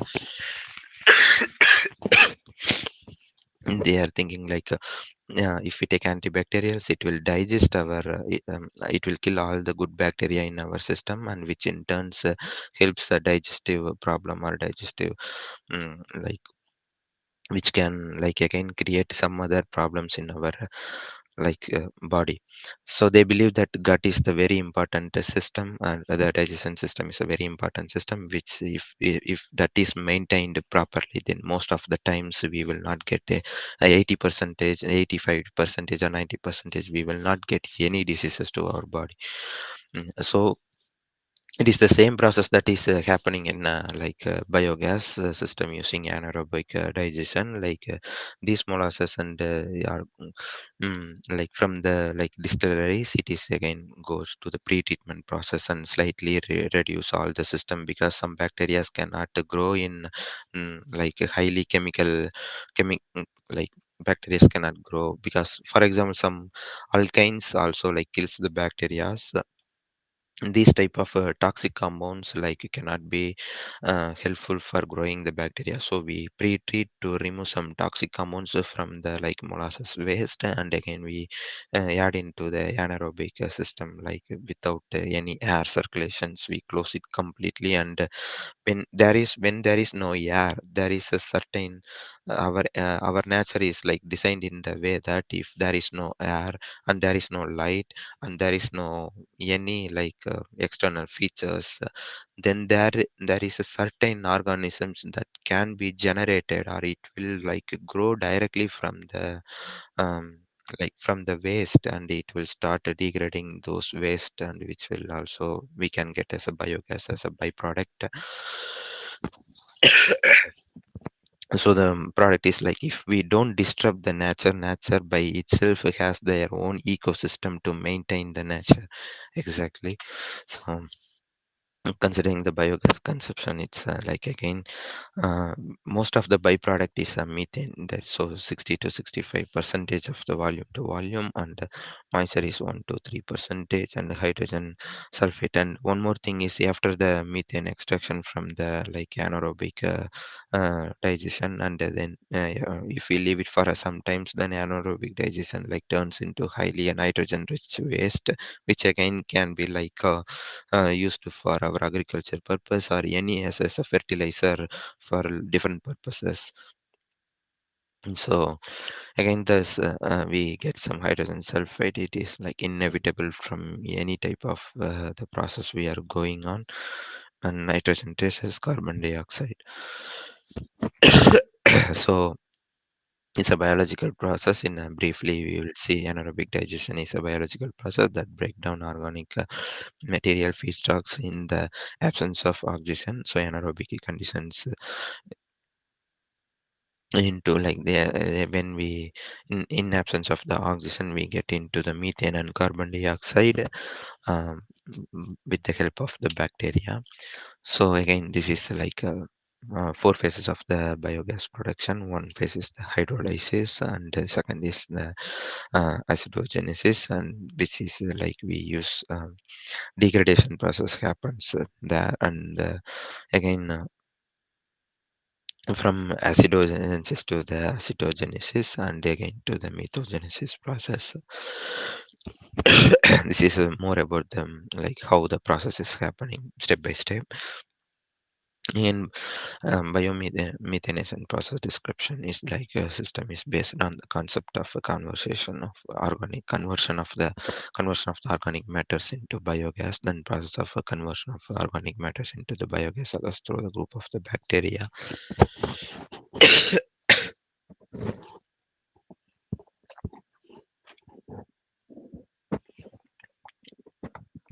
It has to be carried out anaerobically since the bacteria which produces the methane gas from effluent area strictly anaerobes. So here the organic matters present in the effluent gets degraded to produce the methane gas. Hence here two functions are carried out simultaneously. Once in the degradation of organic matters to the volatile acids, and the second thing is the methane gas is produced from the volatile acids. So again, this is the process of a flow chart, like what is the stage and at what temperature it is happening, and what is the biogas at the which stage we get like a raw biogas, and from which stage again it will be like purified into like methane production will happen from how the it is a breakdown of the chemical process what is happening inside the aerobic chamber.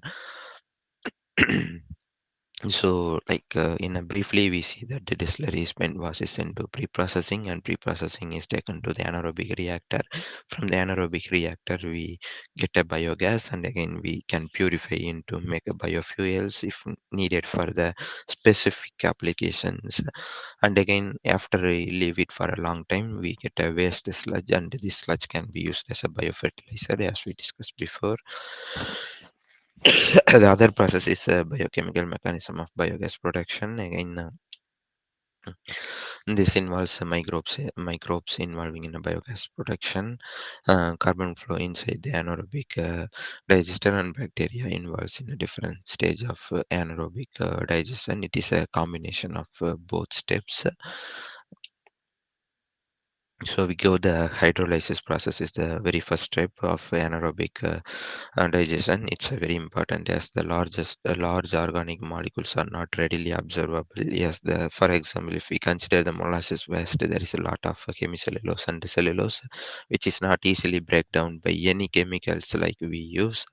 And even like we can use that type of processed hemicellulose and cellulose we can take and there is I'm like certainly I got some idea, so I'm proposing it here. We can get those molasses waste, and we can use it as nano cellulose composites or nano hemicellulose composites, which can be also used for biomedical application after various treatment and various like breakdown. And we can get even nanocellulose from those byproducts.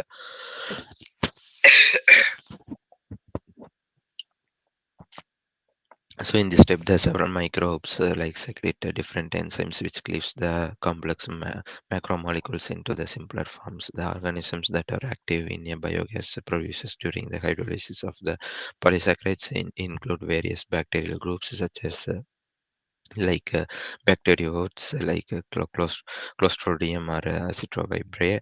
So some of these organisms have the several different enzymes combined into cellulosomes. They are large, stable, multi-enzymes complex specialized in the addition to and the degradation of the cellulose that reside with protuberance visible on the cell surface and that are suitable on the organisms and cell walls. It's more related to the bio process. And again, the acidogenesis, what is happening, it is like along with them, these microbes we generate like enterobacterium and acidobacterium and ectobacterium. Also, we have like this type of bacterium in our system with the modified genetic expressions also carry out the process of fermentation, and through various fermentation reactions, the products from the hydrolysis are converted mainly into various organic acids, the acidic like propionic acids and butyric acids, succinic acids and lactic acids, alcohols and ammono acids like amino acids, carbon dioxide and hydrogen, and exactly like which compounds are formed depends on the substrate and environmental process conditions, as well as the micro presence changes to the environment to environment and area to area, and the temperature varies from one place to another place. For example, like our area is a tropical area, and when we set up this type of the composite, this type of the plant composite degradation plants in Ooty or some other like cold areas, moving to the north or in Delhi, like Kashmir, then these temperature like outside external temperature changes these organisms growth, and these organisms also like genetically modify themselves to survive in such a cold or hot extremes.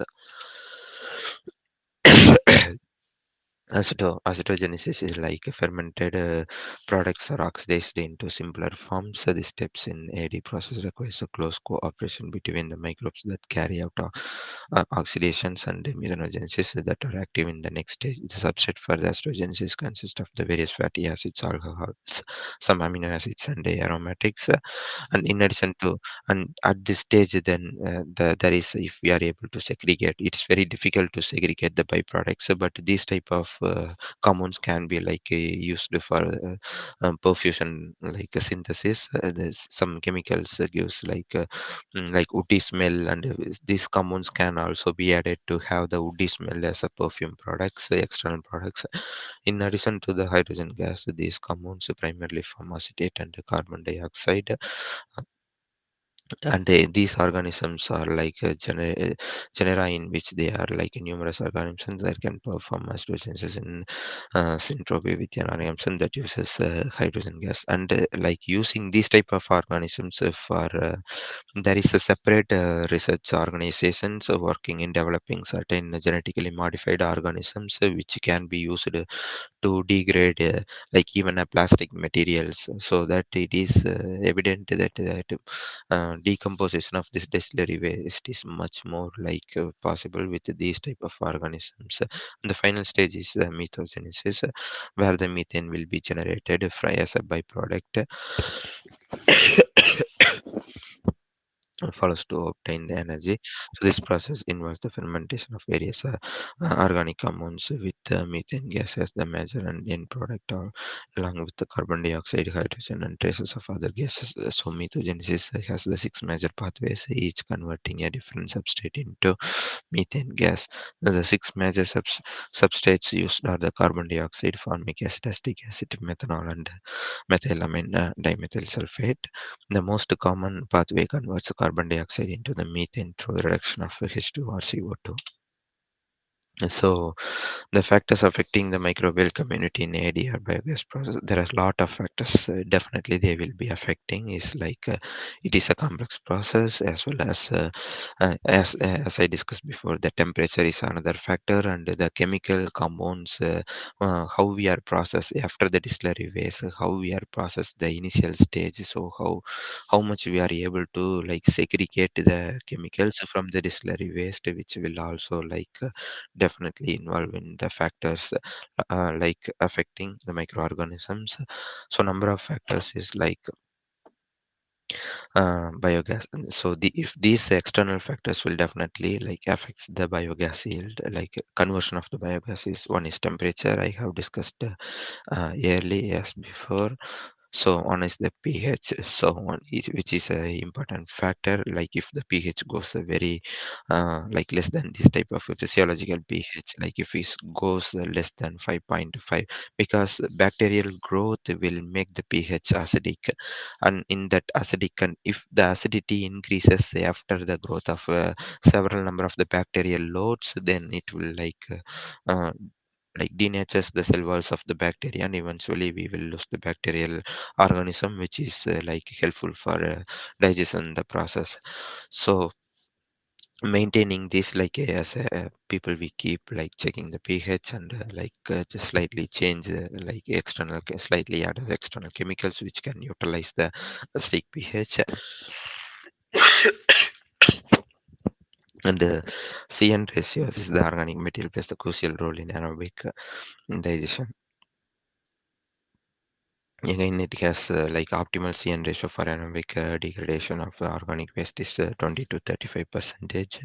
In reality, CN ratios of the feedstock are often much lower or higher than this, and hence co-digestion feedstock is employed to improve the CN ratios. And again, the nutritional requirements for the bacteria, most of the bacteria, they can, like if we have the sugar compounds from the molasses, which can like have use those sugar molecules, and some of the molecules to like even digestion, during the digestion it can digest and it can have it as their food. But again, it needs a certain like environment. Even in a labs when we culture the bacteria to do some like antibacterial studies, we give certain like agar-agar and the bacterial some mixture of the salts to like help the bacteria to grow without changing its like without like affecting its own like natural cultivation process. It depends on many ions such as the sodium, nickel. Again, like the methogenesis process is depends on the many ions such as the sodium, nickel, cobalt ions, zinc, magnesium, calcium, and potassium cations. Cations and molybdenate are the tungstate and phosphate ions, and we all know these type of all the ions which are present in our body and plays like major cell to cell communication, and so which is also like important to the bacteria, because bacteria is considered as again a cellular level cell.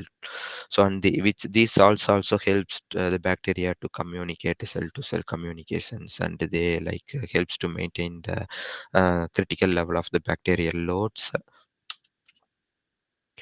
So this is like again lot of parameters, and what are the like data available, like overall data available, and what is the compounds and how much it is present, again which can be seen later. The major benefits of a biomethanation process are like low production of the waste biological solids. Yes, mostly it will be digested by the bacteria, and which can be used for the fertilizers. And the production of methane as an energy source of meat, and meet the steam requirement of distillery. And biomethane has a strong potential for production of the energy from organic residues and waste. It will help to reduce the use of fossil fuels and thus reduce CO2 emissions. The cost of anaerobic biodigesters can be recovered in 2 to 3 years. This is possible, and years of installation because of the substantial savings in fuels. So again, the removal of contaminants in biogas. Biogas is a mixture of the compounds. Some pre-treatment is necessary before upgrading. Like upgrading the biogas into the biomethane can occur. So the waste and the water content of the gas is decreased by the two-step refrigeration process to allow the water vapor to condense. So the key contaminations in the biogas and their removal methods is like carbon dioxide, primarily removed using the chemical absorption scrubs with amines like monoethanolamine, or by like pressing swing absorption. So again, the other one is the hydrogen sulfide, because these three are again will, if we emit out into the environment when during the burning process, it will also affects the combustion rate. If combining the carbon dioxide, if we didn't segregate, it also affects the combustion rate of the biogas. So again we need to like segregate, and if we have the again water vapor, if we have water vapor, it also again affects the combustion rate of the biogas, and it affects the quality of the biogas. So so to enhance the biogas, these are the contents like water vapor and hydrogen sulfide and siloxanes has to be removed, and and there is a different removing techniques available which can be used to remove that. After processing, we can get like considerable amount or efficient like combustion rate of the biogas. So like considering like concluding here, I'm concluding with these slides is like the process of converting distillery wastewater into biomethane begins with the pre-treatment, and ozone is used to break down hard to digest materials for easier processing by microorganisms, and in order to reduce the salts and heavy metals and to break down phenols, a fungal pre-treatment is performed. Also there is some materials which can like easily like some biomaterials like chitosan or like and different polymers also, like biopolymers have more amine groups and carboxylic groups. They can also like employed to reduce the heavy metals before which all these process are happens in the pre-treatment before sending the molasses or the byproducts of the distillery waste or was out into the fermentation chamber. So the resulting wastewater is then pumped into an anaerobic digester. Yes, I said as before now for methane production. The biogas is purified of the contaminants and passed through a membrane to obtain methane-rich fuel gas. So this is few reference like taken from these informations. So I conclude with here. Yeah. Thank you. If anything. Sir, Yeah. Thank you. Thank you so much. And thank dear you for patience. participants, Yeah. dear participant, do you want any interaction with Dr. Vignesh Krishnamurthy, sir?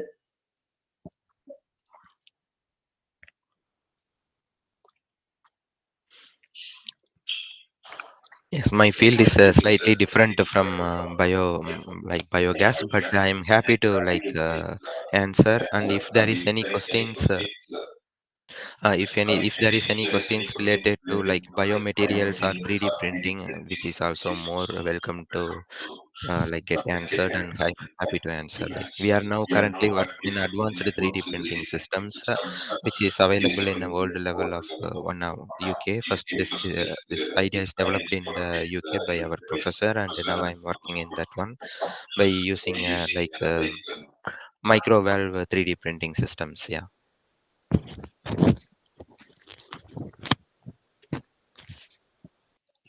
Participants, do you want any interaction?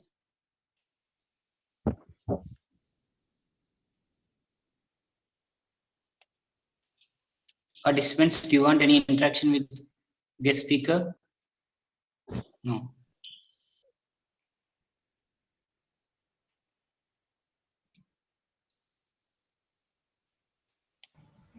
Hello, sir.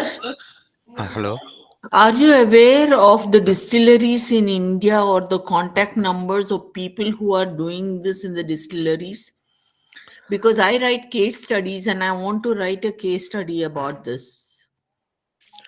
No, ma'am. Unfortunately, I don't have any contacts of distilleries, but I think there will be like some local distilleries available, and definitely they will have some like international contacts. But for now, I don't have any contacts with distilleries. Mostly, I'm not working with these type of distillery or like biogas. Like my core research is slightly deviated from this topic, so I don't have any contacts about this thing. Okay, thank you. Yeah, yeah.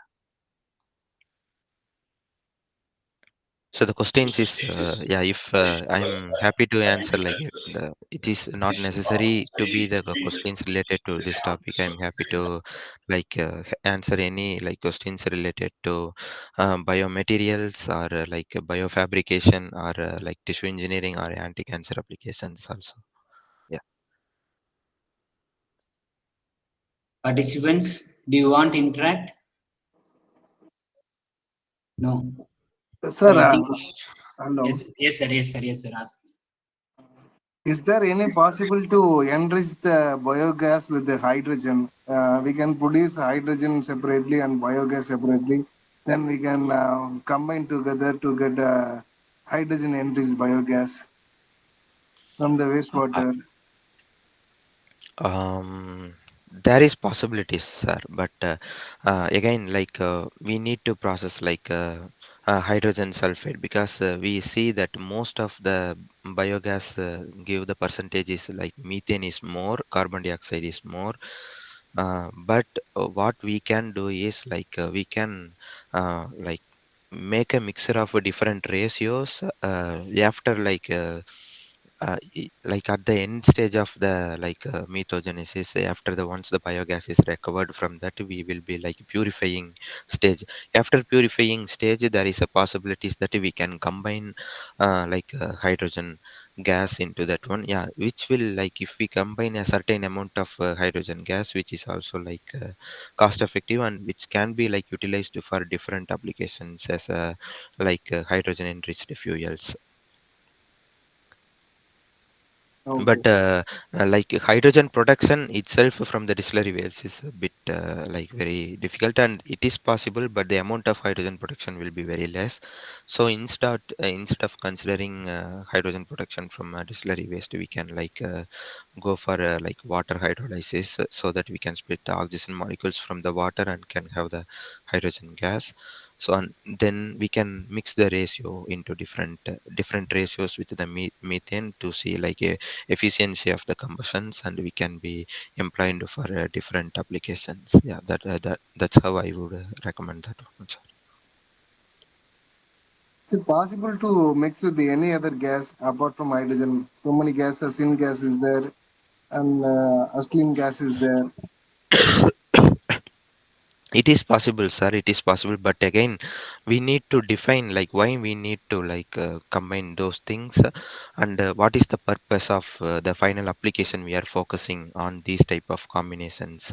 It Because is, the yeah. biogas is having a very lower calorific value and higher lower that is higher sorry I mean higher volume for storing and all. So if you enrich, it's there possible to reduce the size of the volume of storage. Yes, sir. If we, yes, that is possible. Also, there is a high possibility that we can reduce the burst ratio also. Like for example, if we just use the biogas alone, there is if the temperature rises, it will become much more volatile and which will increase the pressure inside the storage chamber. So for that purpose, if we are considering using high volatile gases when we mix with the methane, so which will also enhance the efficiency of the combustion, also which can be stored in any type of environment, then that will be definitely useful. Yeah. Okay, sir. Biogas can used in fuel cells, sir, like hydrogen. Fuel cell mechanism is it's a bit different, but it's not like we can't use. We can use, but mostly hydrogen is using as a fuel cells. We can go for a pure hydrogen, which is good for long time sustainable run of fuel cells.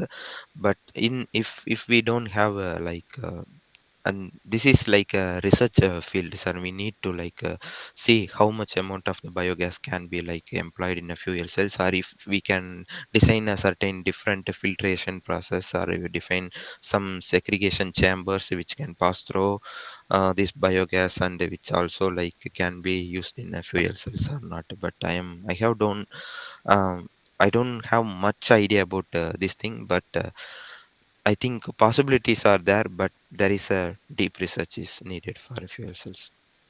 But if in that case, if we use a biogas, then it should be very highly purified biogas when we are using for a fuel cells. And I think we cannot use directly complete amount of the biogas to the fuel cells. There should be more we can mix like 10% or 20% of the biogas with the existing fuels of the fuel cells, and we can try about that one, how the efficiency is changing, and how the like components present in the fuel cells is get affected after we employ these type of gases. So this is again subjected to the research area. Yeah. How much biogas can compete with other gas? So like natural gas and all. Nowadays, government is promoting natural gas. There are so many gas turbine plant running with natural gas, but Yes. still there is no gas turbine plant is there running with biogas. Whether it will compete with the other gaseous fuel. Like uh, I cannot say it can compete with the other gases fluid, but this is my own opinion. Like I can say it can definitely biogas can be very very helpful for our local peoples, which will definitely cut down the cost of like monthly cylinders, or 2 month once we are going to getting external cylinders CNGs. So definitely if everyone can make a bio chamber in their home with the in a backyard, or else if we are going to get some biogas from like a local supplier, then it will be definitely like the cost will be compared to CNGs, it will be less. I think it will be really helpful for in each home, considering the economical level. Even like a 200 price cut down will be like definitely helpful for each like family. So definitely it can compete considering this. Yeah. But to make it as a like a competition, we need to develop like a big industries. And again, if we converting the biogas like production into the biggest industries or corporate industries, again at the one time we need to go with the price whatever they are defining.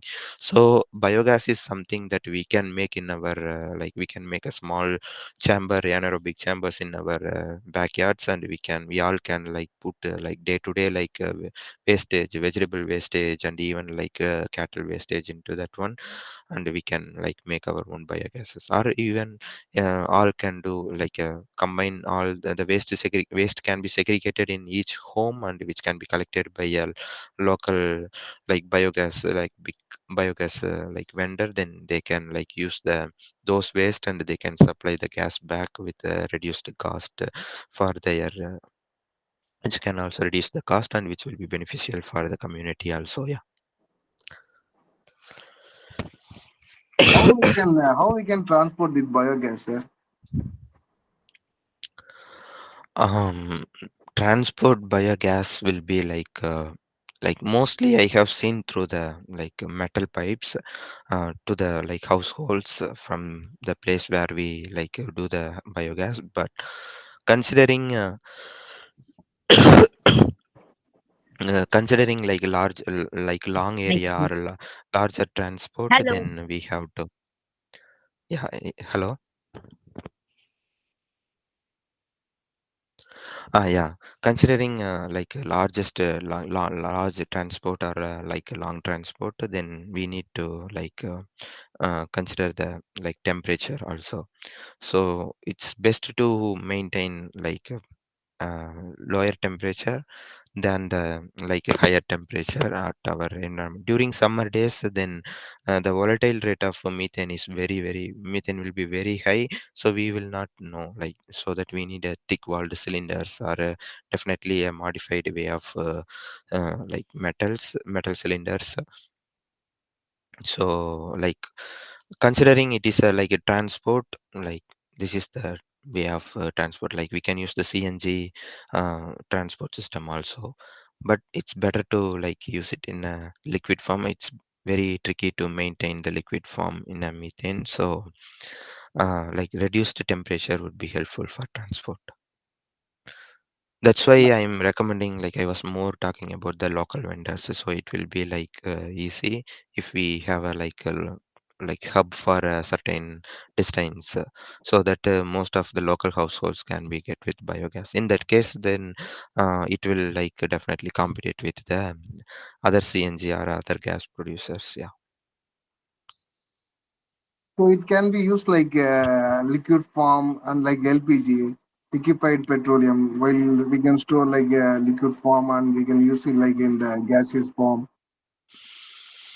Um, yeah, I think I'm not sure about this one, sir. I don't know how much methane can be like stored in a liquid form, because it is possible to maintain the liquefied form, but we have to like invest a lot of, which will again in turn like increase the cost of maintaining the liquefied form of the like methane. And when we are transporting and if you are like consider the transporting the liquefied form of the methane, then again we need to like invest the different cooling chambers, so that need to be maintained, so which again increases the cost of the transport. For example, cooling chambers, maintaining cooling chambers in our country or in our environment is a bit again tricky, so we need to like extract the heat from the storage chamber and emit the heat to the environment. So it is again it is not like possible, but it is possible, but again we have to like consider the cost also. Like whatever we want we can do with whatever we want we can do, but considering the cost and like if we are mainly we are going with this like waste management also, which can be like useful like economically, which can be like useful for us. So if what is the point, like if we increase the cost of transport, and again we will be like again it is similar to the CNG. Like CNG needs more we are giving like lot of cost, so we are using a biogas to reduce the cost in like day to day cooking or like in a transport like cars like that. So it is possible, but again we have to consider the cost. Thank you, sir. Thank you, sir. Thank Yeah. you. Dear participants, do you have any other questions?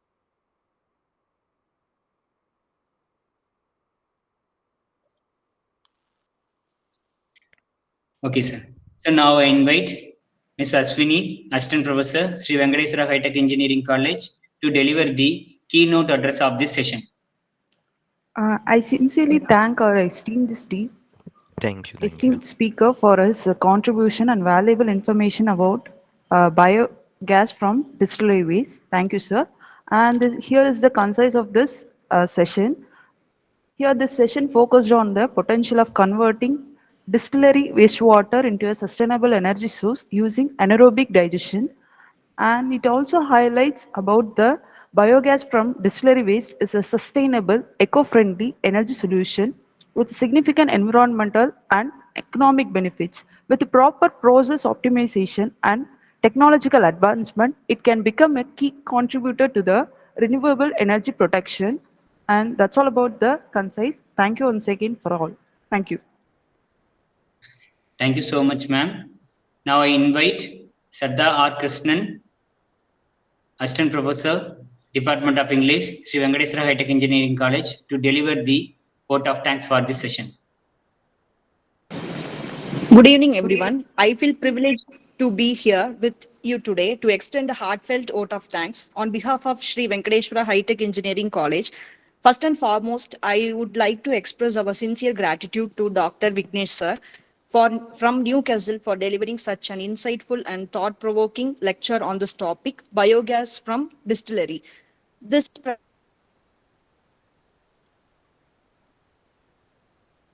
presentation Ma'am, the audio was is both not clear, informative ma'am. and engaging, and it was undoubtedly enhanced our understanding of the vital role biogas plays. Sir, now it's audible. Yeah, it's now clear, ma'am. Okay, sir. Good evening, everyone. I feel privileged to be here with you today to extend a heartfelt vote of thanks on behalf of Sri Venkateswara High Tech Engineering College. First and foremost, I would like to express our sincere gratitude to Dr. Vignesh Krishnamurthy sir from Newcastle from delivering such an insightful and thought-provoking lecture on the topic biogas from distillery. The presentation was both informative and engaging, and it has undoubtedly enhanced our understanding of the vital role biogas plays in sustainable energy solutions. Dr. Krishnamurthy sir's expertise in the field and his ability to explain complex concepts in an easily comprehensible manner has left us all deeply inspired. We also appreciate the time and effort of sirs put into researching and presenting this lecture. His passion from the subject and commitment to advancing knowledge in this field are truly commendable. A big thank you to everyone who attended today's session. Your participation and keen interest made the event even more successful.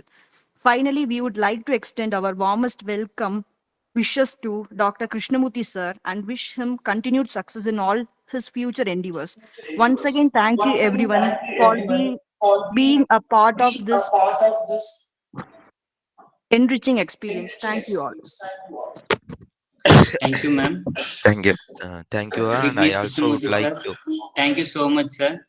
Yeah, I also would like to thank you all the participants and thank the management for giving this opportunity for delivering such insightful talks. And I also again once again thank all the participants for their patience in listening the talk and like actively engaging in the discussion at the end of the presentation. And thanks once again. Yeah, thank you all. Yeah. Thank you so much, sir. Dear participants, your sir Vignesh sir, Yes. You can leave, sir. No problem, sir. Yeah. Yeah. And Thank we you. are going to start with the next session, sir. Dear participants, your feedback form for this session is updated in the message section, same as well as in the WhatsApp group. So kindly update your feedback for this session.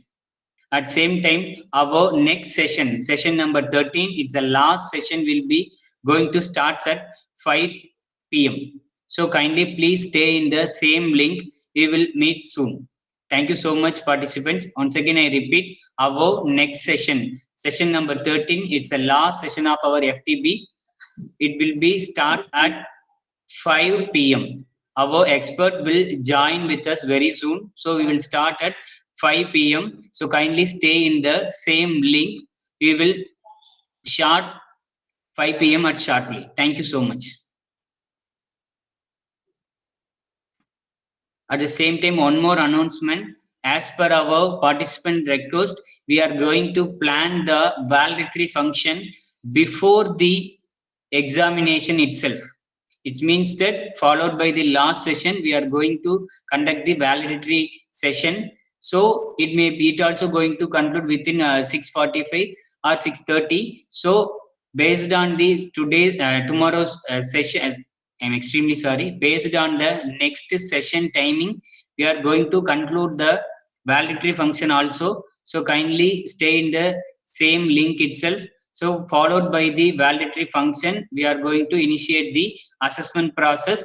At the same time, don't worry about it. I will be in the same link in same online. So if you face any issues in this adult portal for filling your feedback and same as well as assessment oriented issues, kindly contact me, or otherwise kindly contact in this link also. I will be stay in the same link. So don't worry about it. Definitely I will help you, I will guide you, and I will support you.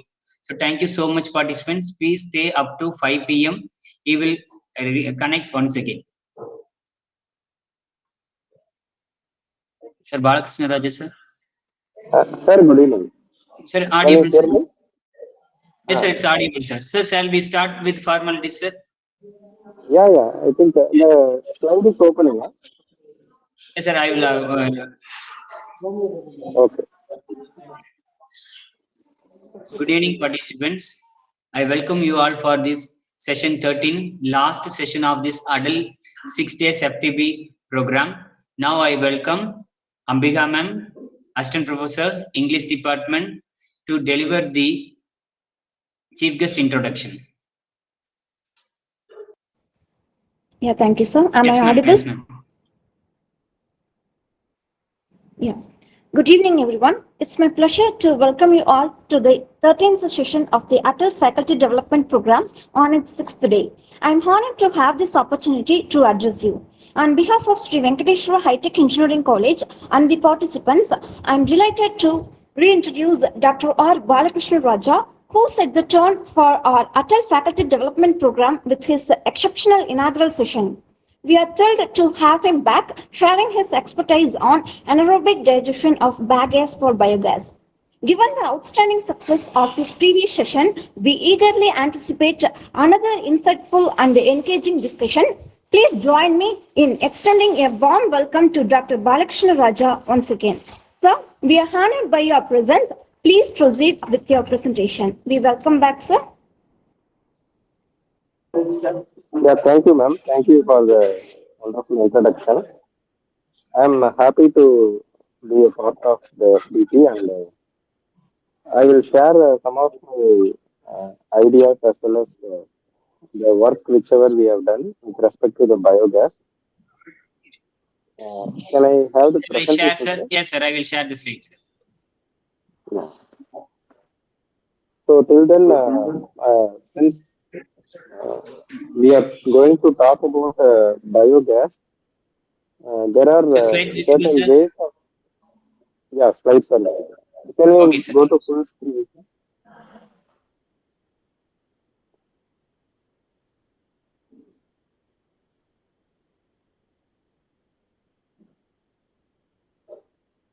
Yeah, full screen.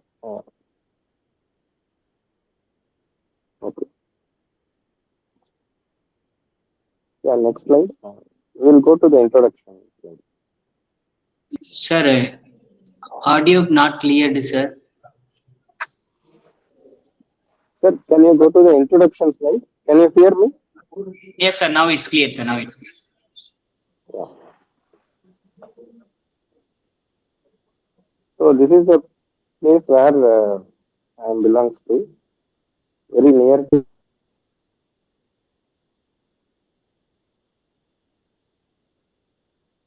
us. So to start, I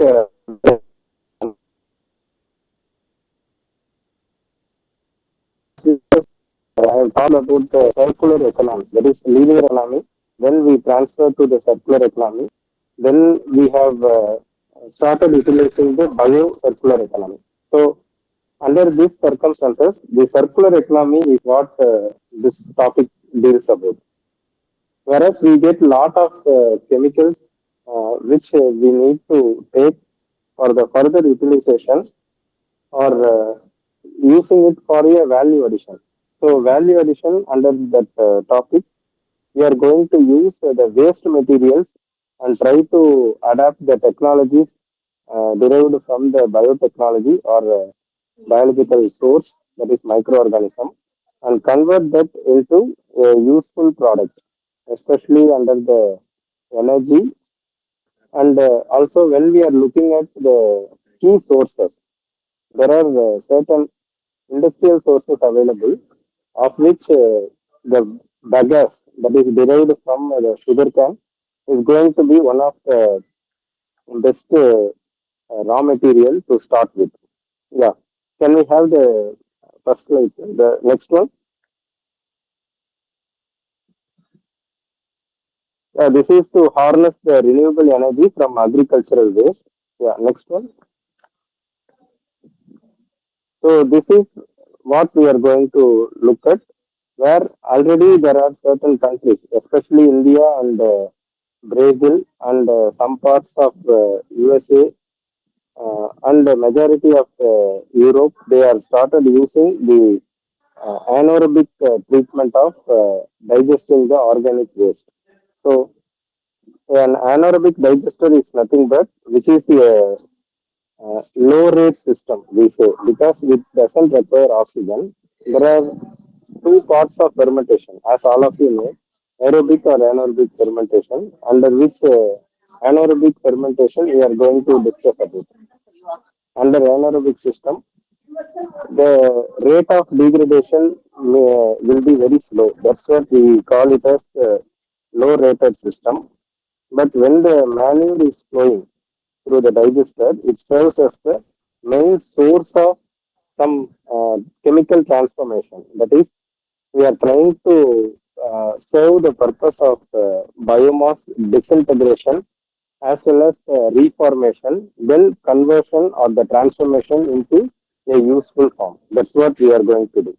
Yeah, next slide.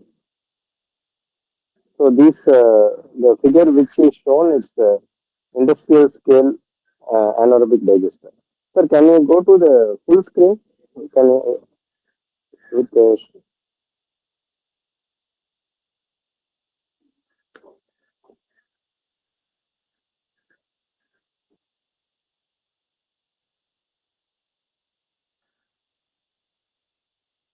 either you give the full window sharing so that it will be visible. Yeah.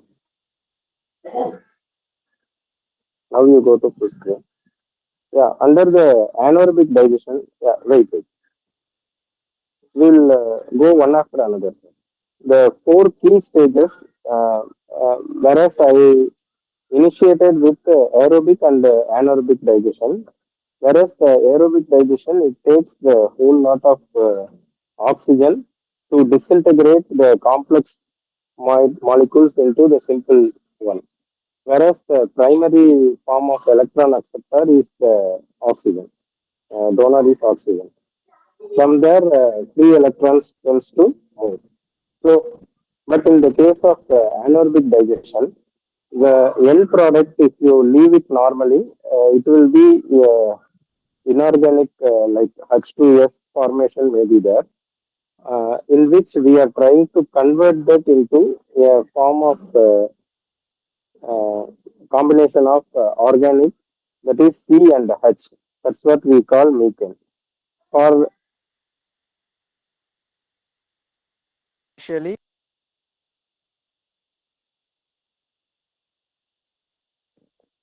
yeah, can, can you hear? There are four different phases in which hydrolysis is the first phase. Then the degradation using the water molecule will be done, and then acid-based degradation. That is, we are disintegrating the complex molecules using the acid treatment. Then we form the acetic acid-based treatment system where acetogenesis will be there. The final phase is where mainly we have the methanogens, that is a group of organisms tries to utilize the acetogenic pathway and produce the methane. So these four phases are very best way of explaining the anaerobic system, in which let us discuss with example, that is we take the glucose C6H12O6, which is converted into three molecules of carbon dioxide and three molecules of methane. So under the hydrolysis, the bacteria which transforms the complex organic material into a polymer with fluid property, that is liquefied polymers, and it usually converts into the monomers. The reason here is we are going to break down the complex system into simpler units. That's what we are trying to do. And followed by the acidogenesis, where here important point comes where the pH needs to be maintained, based on which the acidogenic bacteria, which can convert the monomers of sugar into certain acids. So acids, what we claim here is some kind of, it may be a amine based or nitrogen based, then it is amino acids, or it may be a different form of organic acids. Anything it can convert.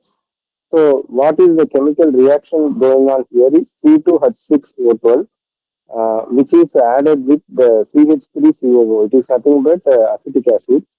So this adds and gives you the different forms of uh, break down products. That's nothing but small molecules of organic acids is produced. That is the acetogenesis. Here the important parameter is we are not allowing any alkaline reaction to be going on. So acidic based reaction will be there. Then there is a lot of reactive oxygen species which is also available. So we need to neutralize those things using the next phase called acetogenesis, in which the high demand for the biological oxygen demand or chemical oxygen demand will be there. The reason is because of the high free electron availability, there may be the instant reaction going on. So what we need to do is we need to reduce the pH to a very low value so that all the long chain and volatile fatty acids which needs to be transformed. So once this transformation happens, it tends to the formation of acetogens. So these acetogens are a group of organisms which can take the volatile substances and convert itself to estrogenic form. So the combination of all these three leads to a raw material that is the starting point for a reaction where acetic acid or CH3COO will be formed. So this will be combining with a hydrogen and breaks down, that is a reduction reaction is going on with respect to a organism. So here what happened, a formation of carbon dioxide, which is a gas which easily uh, exhausted, means it will be given as a gaseous outlet. That's why the reason we are using a UASB kind of reactor, that is called upflow anaerobic sludge blanket reactor, a dome shaped thing where the gas phase can easily escape, and the remaining which is present inside the container, which is nothing but the methane. So this methane, what we claim as the biomethane, that is, you can look at the different places where a lot of the organic molecules can be classified into two different forms. One is the methane, which is formed due to the catalytic cracking in the normal, what you say, the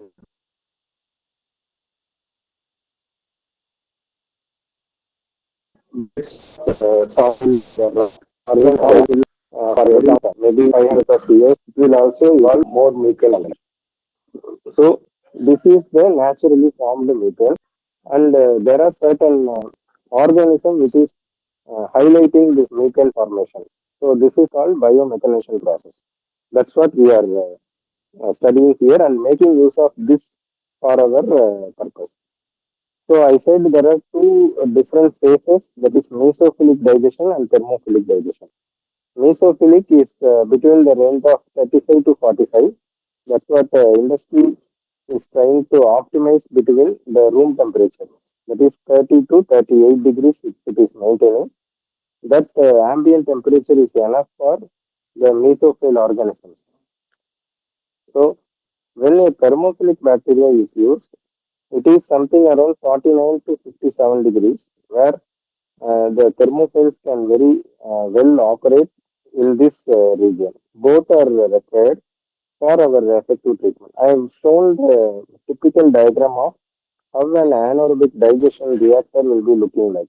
So you see there is a pre-stand, that is a container. From that reservoir, you get the inlet, and that inlet is going to the digester. In the digester, you have a pump. So that pump, which allows the air, sorry, the circulation because of the agitation jet that we call.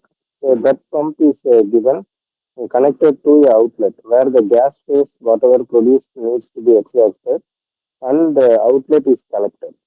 Okay. So this is a typical representation of a anaerobic digestion, which explains the concepts and different stages of anaerobic digestion. Next slide. So this is the large scale anaerobic digester. There are two ways of operating. I said anaerobic itself is the low rate system.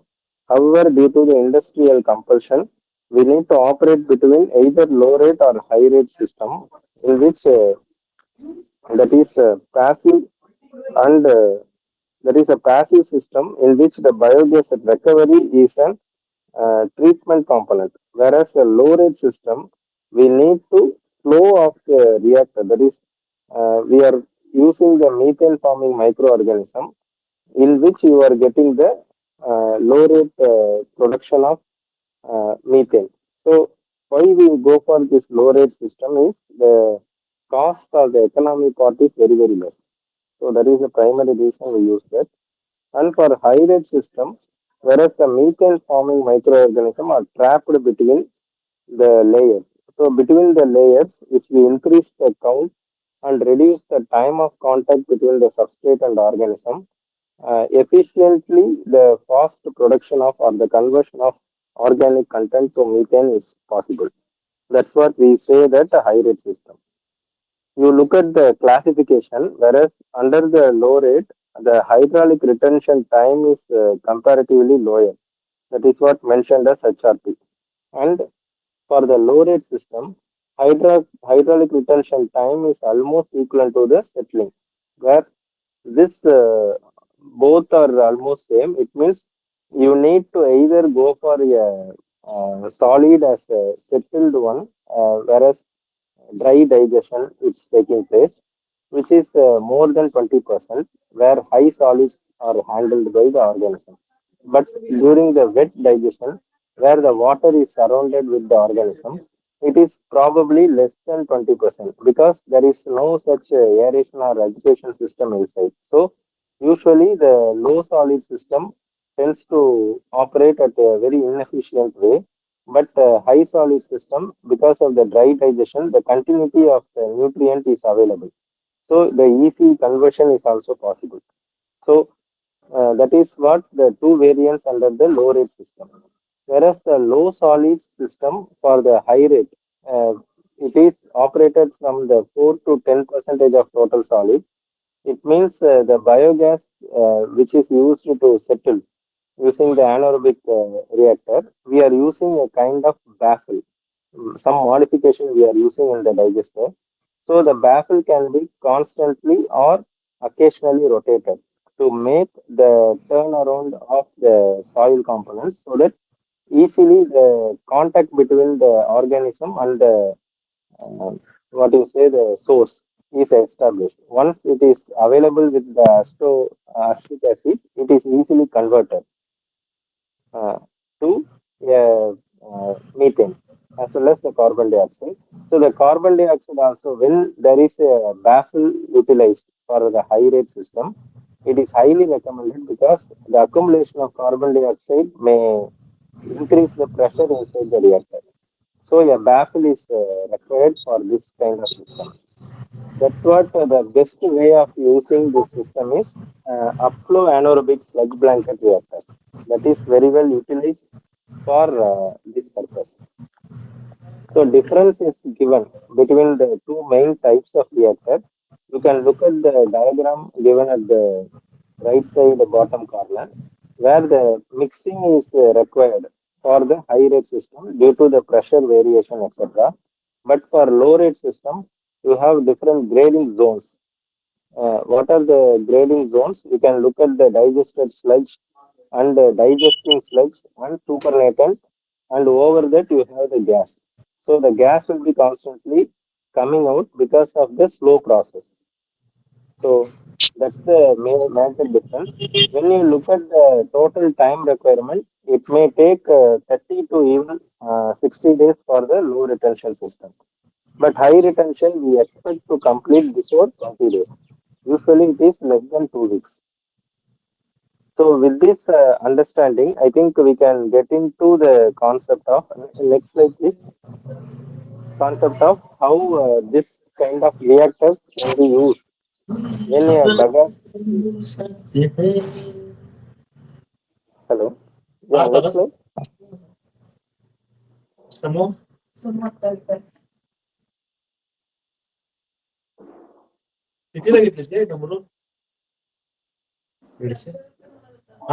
Sir, can we go to the next slide?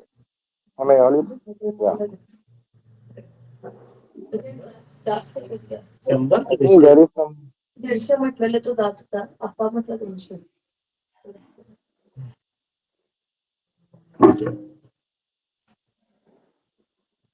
Yeah.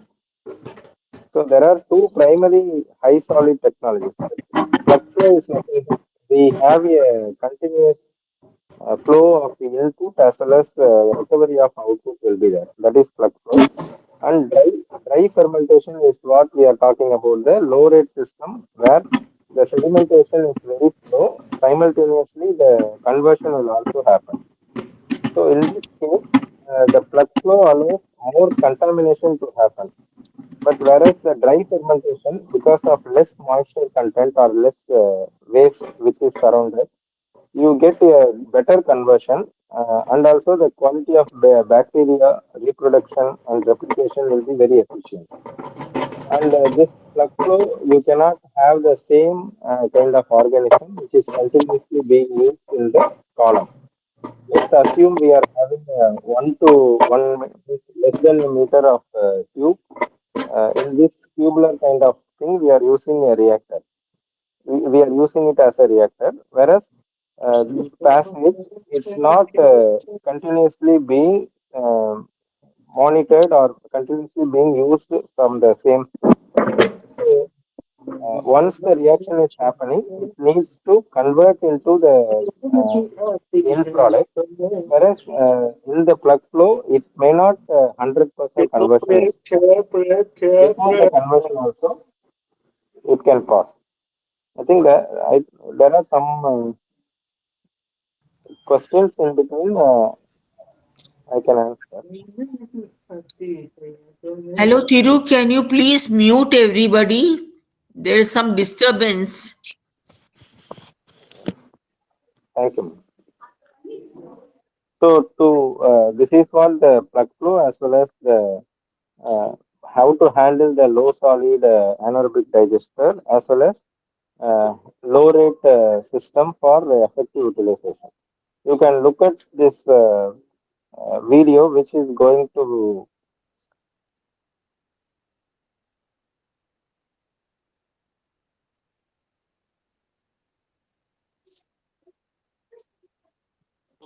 Yeah, please go to the next slide and we will have the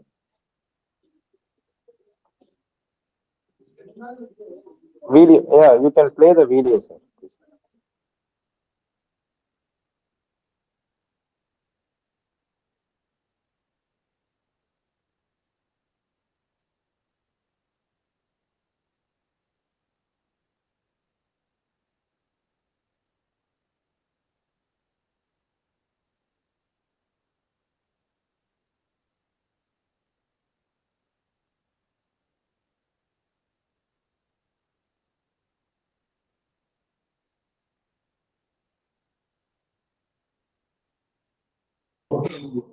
Sir,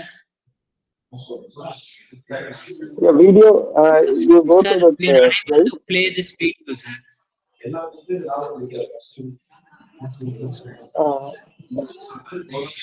Just 1 minute, sir. 1 second, I will try. yeah, otherwise you minimize that and you play that. Okay, sir, I will minimize, sir.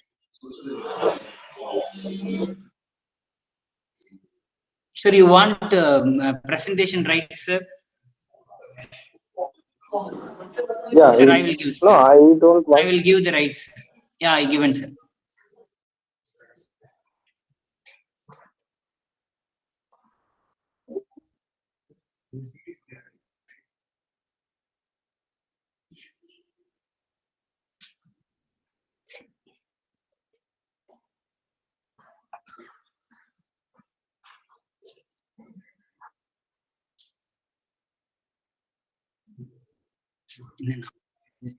Sir எனக்கு ஒரு help பண்ணுங்க sir. இப்போ attendance போட்டலாமா இல்லை already எல்லாத்தையும்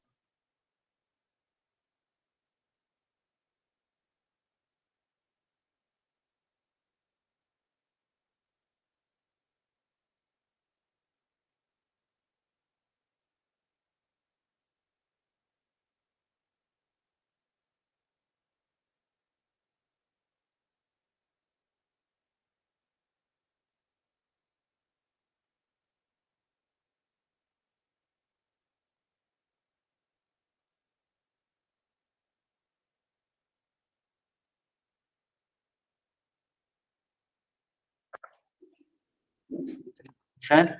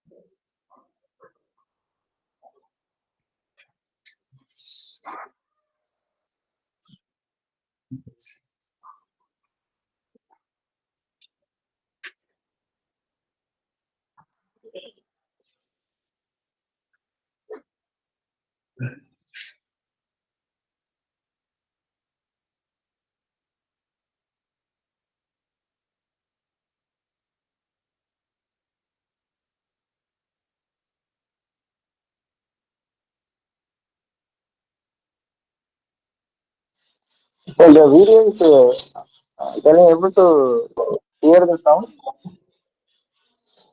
Sir, sir, actually now played that video, sir, but unfortunately you are disconnected. No, I will just play again. Just, I wanted to ensure that it is hearing.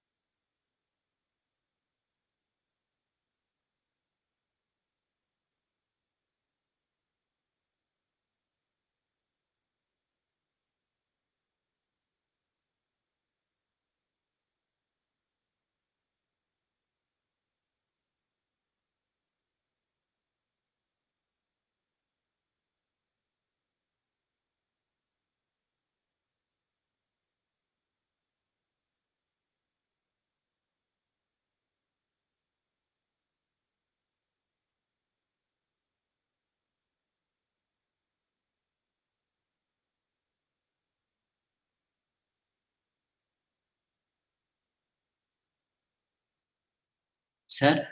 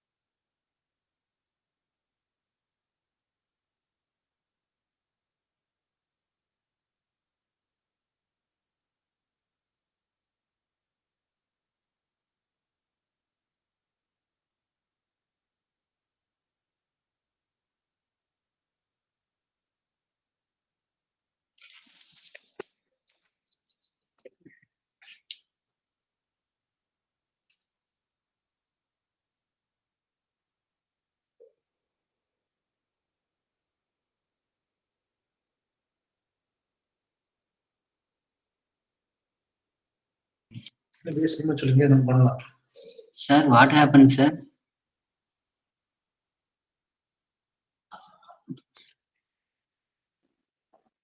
So did the video play or? No, sir, not playing, sir. Just anaerobic digestion video explanation only available, sir.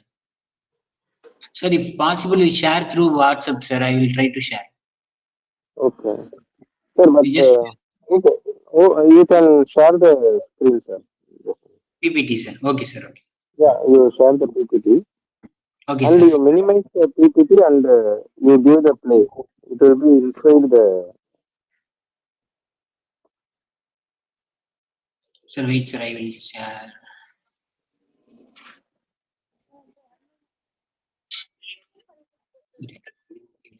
Link here.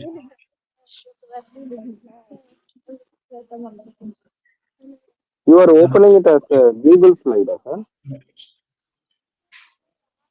Sir, இப்போ share ஆயிருக்குதுங்க sir. Sir, now the இப்போ PPT. அந்த Yes, sir. உள்ளே அந்த கார்னர்ல click பண்ணி பாருங்க. Yes, sir. அந்த கார்னர்ல அதுல ப்ளே அப்படின்னு ஒரு பட்டன் இருக்கும், உள்ள போனீங்கன்னா.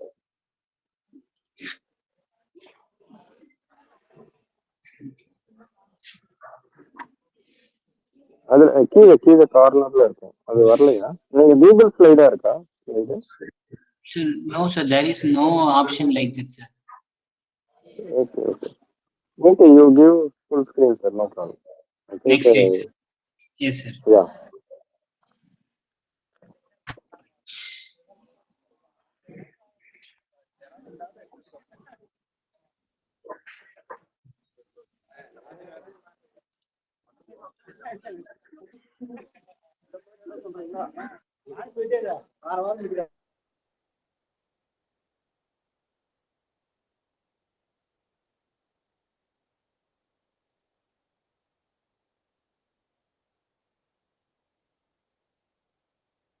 PPT is visible, sir. Yeah, PPT full screen கொடுங்க சார். இதுக்கு முன்னாடி ஸ்லைட்ஸ் வாங்க.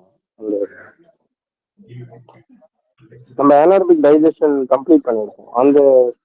அந்த ஸ்லைடுக்கு அடுத்த ஸ்லைட்ல Just 1 minute, sir. Just 1 minute, sir.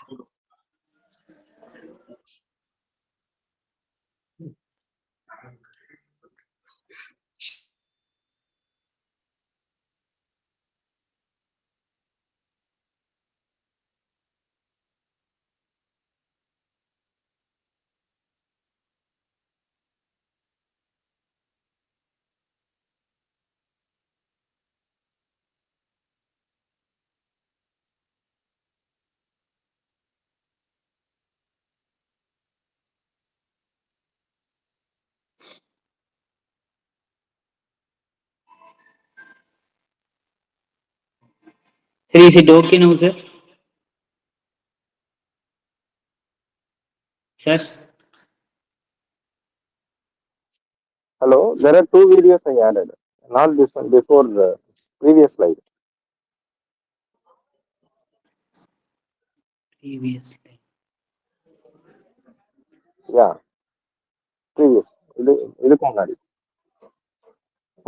இதுல தான் வீடியோ வரலன்ட்டு. அந்த கார்னர் போங்க சார், இந்த கார்னர் கீழே அதை கிளிக் பண்ணுங்க. அது இந்த வீடியோ மேல வச்சு கிளிக் பண்ணுங்க. Just 1 minute, sir. No, sir, it's not playing. Not playing. Okay. Yes, sir. Okay, maybe I will share the link for the video. They can... Yes, sir, I will share. I will share it here, sir. Yeah. Okay, sir. Next slide. Sir, this one, sir? So, yeah, this one. Okay, sir. So far, we have discussed about the anaerobic digestion system, right? Under which I mentioned about the source for methanogens or any microorganism, they require a substrate. So what substrate we are going to feed? Once you look at the globe, that is worldwide majority of agricultural waste, the sugarcane is one predominant waste and found in very enormous quantity. And from that sugarcane waste, we are not able to utilize the bagasse very effectively. We are using it for the purpose of biofertilizer and other applications. However, if you are able to get the energy from that, then it is highly valued than any other resource.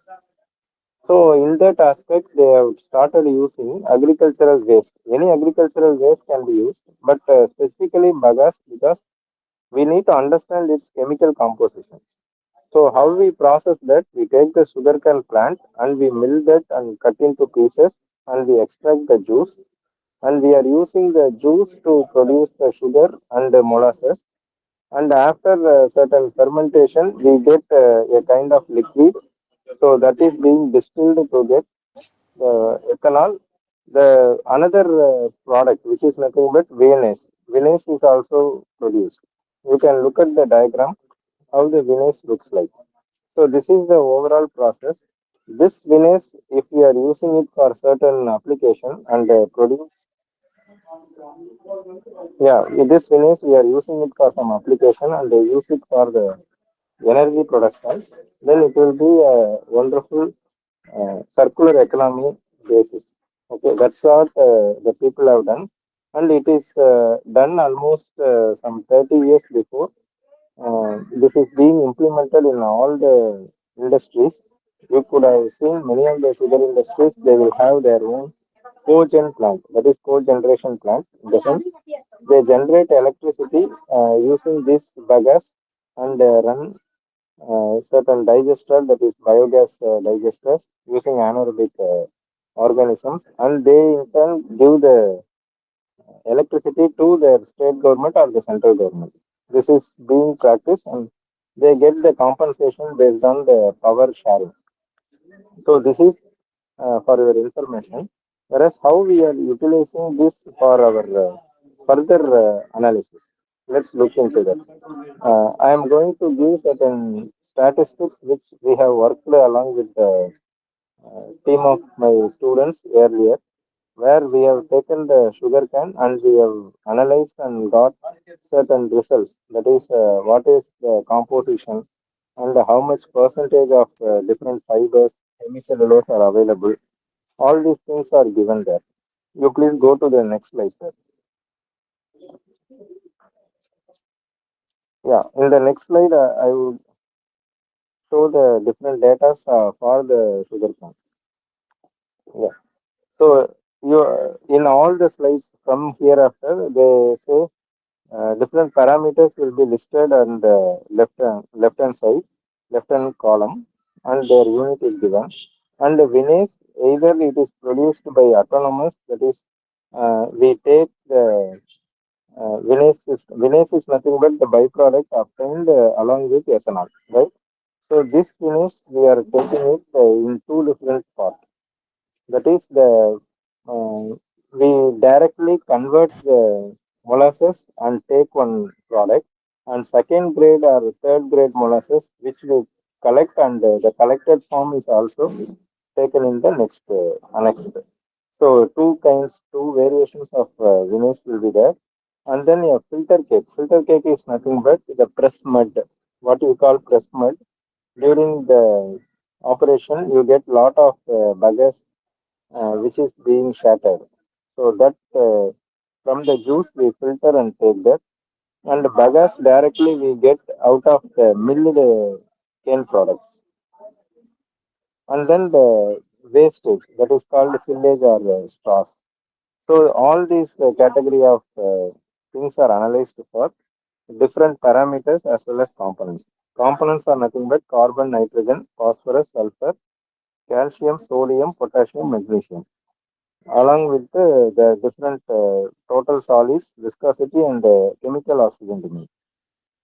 Why we are not going to the biological oxygen demand? Because we have the substitution of biological oxygen demands. Yeah. Next slide. So here also you can look at the trace elements which are analyzed for all these things, starting from iron, nickel, cobalt, molybdenum, tungsten, manganese, copper, selenium, and zinc. These things are present in the sugar cane. Next slide. And what is the nutritional value we get in terms of carbohydrate, fat, and protein? That we can easily estimate. Under the carbohydrate, we have the cellulose and hemicellulose. Apart from that, we have the lignin also present. And when you do the approximate analysis, you get the raw ash as well. All these analysis have been done because the data has been collected. So next slide. So substrates like straw or bagasse or filter cake and vinasse, you look at the methane, how much it is produced. When you look at the maximum yield, that is, you get for vinasse, you get maximum yield of 0.413. That is per day, the total production is higher. But for other contents, the comparatively the production is very less. That's why we call the sugarcane waste, which can produce the biomethane for a higher amount. Yeah. Next slide. So this is the pattern how this change of biomethane with respect to the different substrates. Whereas you could see that the graph is constant for little longer time, and other things you get comparatively less yield. Right? So what type of reactor needs to be used and what are the pre-treatment we do and different the reason when you look at the trace elements also plays a specific reason in major challenging aspect is because of the sulfur content and especially the annexed plant in the sense at the stem you get the good yield of cellulose semicellulose but at the annex the joints you get comparatively lesser extract will be there. So all these things are matter when we are going for the maximum production of biomethane. So with this, all the property, the sugarcane can be the one of the best component to use for the biogas production. That is waste from the sugarcane can be used. Yeah, next slide. So this is again a video which will show about the utilization of biogas means sugarcane waste for the production of biogas in an industry scale. Next slide. This link I will share later. So here, apart from this regular production, we need to go for certain treatments. That is pre-treatment or a combination of certain pre-treatment or a co-digestion kind of thing for making the substrate very much available for the organism. So that's what we mean here. Once we produce biogas, the remaining digests also available. So what we can do with the digest that can be used for either gasification or pyrolysis or hydrothermal carbonization. So these are all the different methods through which to produce different. There are certain chemical industries they still produce syngas using this method of gasification, and there are certain industries going for the biochar production. Nowadays, the bagasse and bamboo are the major source for producing biochars, and also the activated carbon, charcoal. That's what they say, charcoal. And also there is a hydrological char. That is when you use a hydrothermal reduction, carbonization, we get a charcoal which is called hydrochar, which is very much useful for homegrown plants, etc. So all these things are used for enhancing the biomethane production. Yeah, next slide.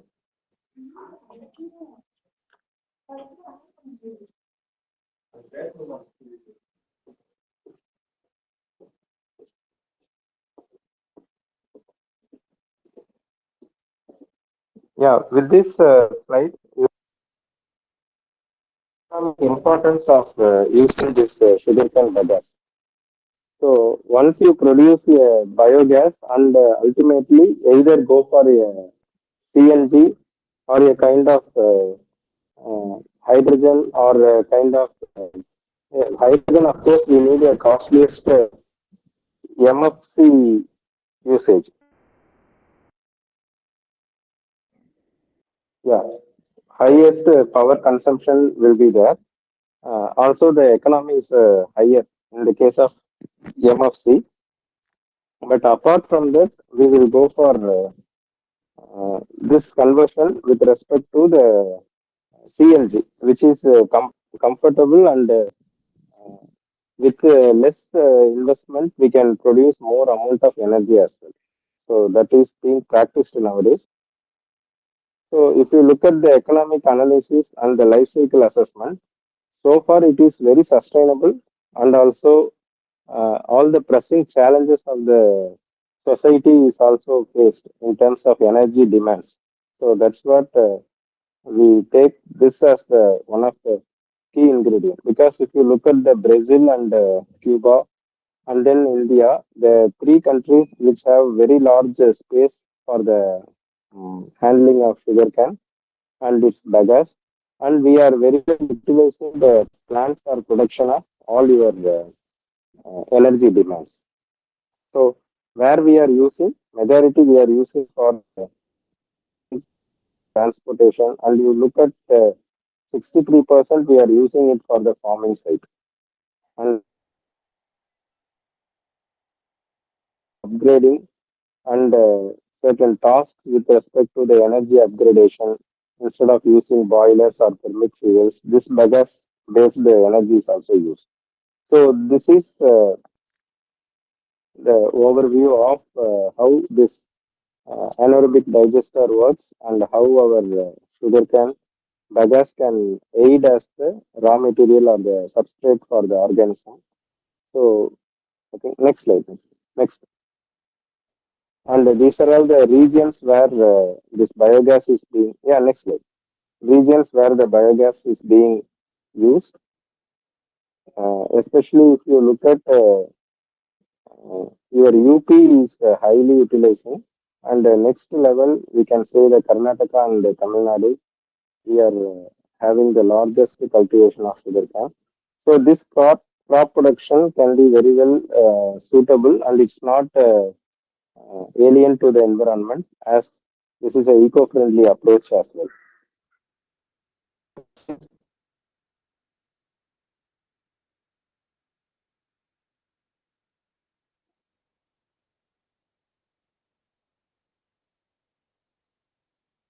This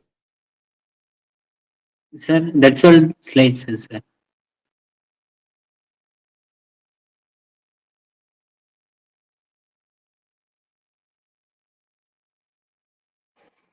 So this is the last slide, sir.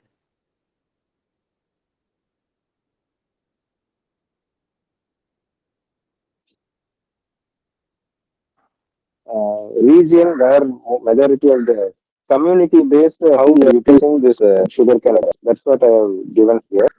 Uh, for the global citizen, how this anaerobic digestion system is used. So all these things, either not only for the ethanol or the energy production, it can also aid for the fertilizer and some of the land use utilization, and any kind of charcoal production, activated charcoals, etc. All these things are being used, and you look at the Uttar Pradesh and Tamil Nadu are topping the usage, and also the Maharashtra. These four states are only very top producers of sugarcane in our region, our India. Yeah. So, with this, I would like to hear from you any doubts or clarifications with respect to anaerobic digester as well as the biomethanation process.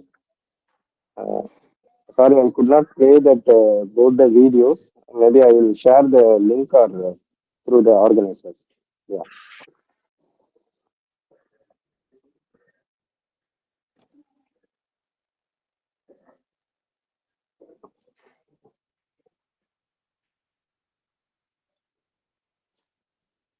Participants, do you have any interaction?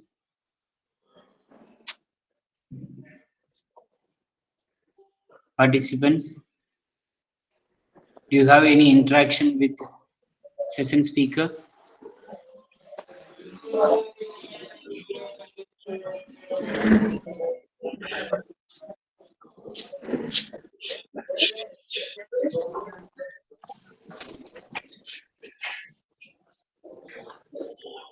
Participants,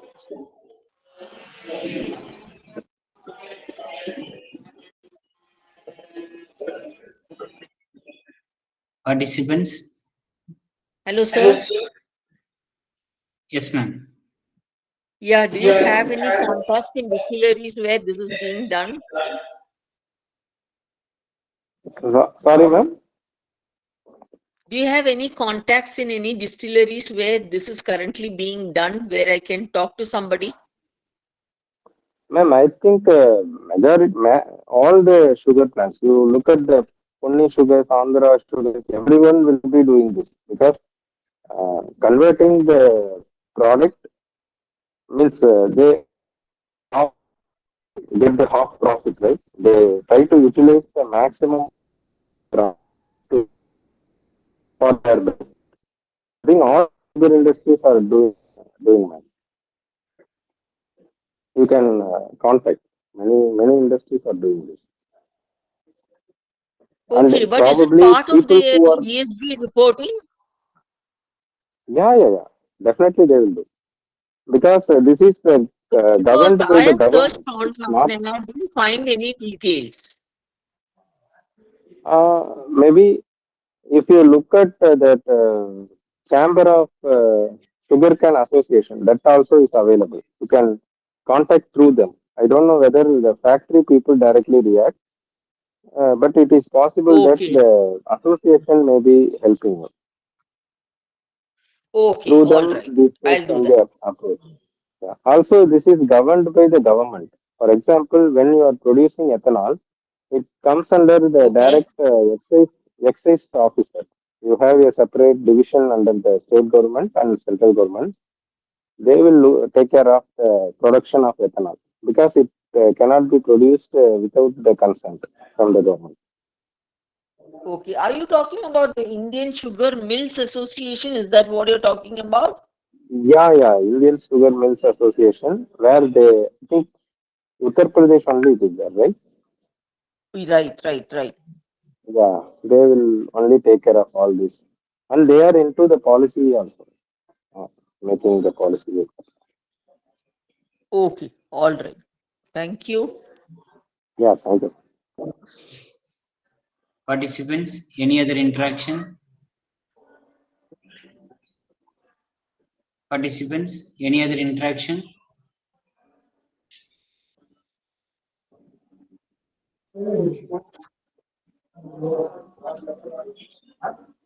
Okay. Now I welcome Ashwini, Assistant Professor, Sri Venkateswara High Tech Engineering College, to deliver the keynote of this session. Thank you, sir, for your valuable insight in this session. And this is the overview and summary of this session. This session focused on the anaerobic digestion of bagasse, a fibrous byproduct of sugarcane processing.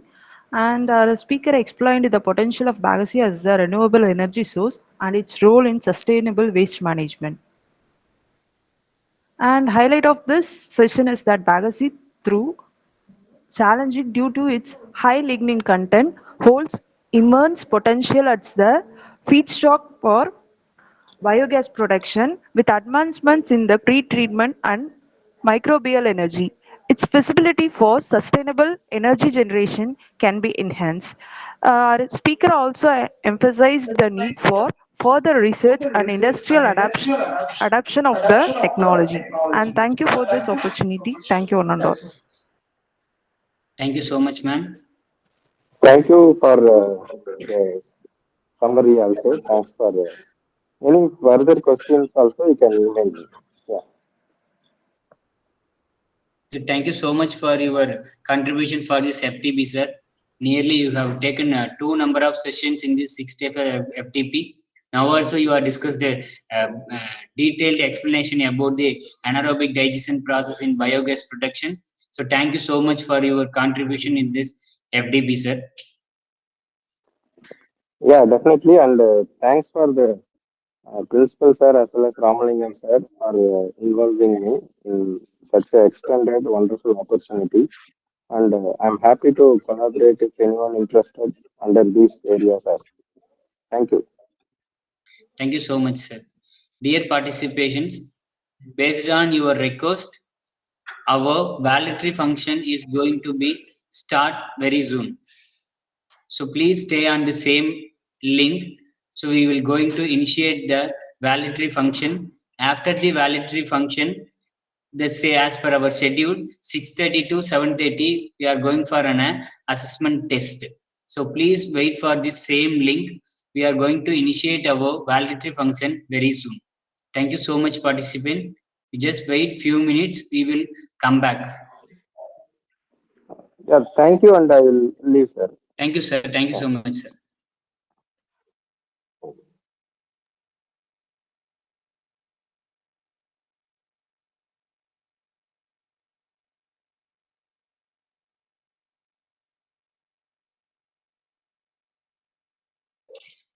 Dear participants, our validatory function will be starts at 6 p.m. We have only 7 more minutes available. So please kindly wait in the same link. So at 6 p.m. we will start our validatory function. After the validatory function, we will go for an assessment test. Assessment test will be at 6:30 to 7:30 p.m. The total number of questions is 30 number of questions. MCQ type questions are available in the Atal portal. So you have to attend the assessment portal. You just log in your Atal login. In this Atal login, go for an assessment portal. The link is available. So in this link, you can go and attend the assessment. Assessment will be start at 6:30 p.m. It will be end at 7:30. 1 hour of timing, 30 number of MCQ type of questions you have to attend. So please kindly note down. Log in your Atal portal. Go for an assessment area. Go to the test link. Then MCQ type of question, 30 number of questions will available. So that is in a 1 hour of timing. Assessment test will be started 6:30. It will be end at 7:30 p.m. At the same time, if you want to receive a certificate, means you have to submit your feedback, overall feedback about the 6 days of FDP program. That also available in your Atal portal feedback login, feedback portion. So if you go for a feedback portion, you have to submit your all 6 days of feedback. Then you get it the certificates. If any lag no in a certificate, means today we are nearly 100 number of participation attendance has been updated, but till 1 or 2 members are not updated. So that if you not receive a certificate, means maybe 2 or 3 hours of timing, you will get your certificates in your portal itself. Once again, I will give the same instruction after the validatory. So please stay in the same link. We will start our validatory function at 6 p.m.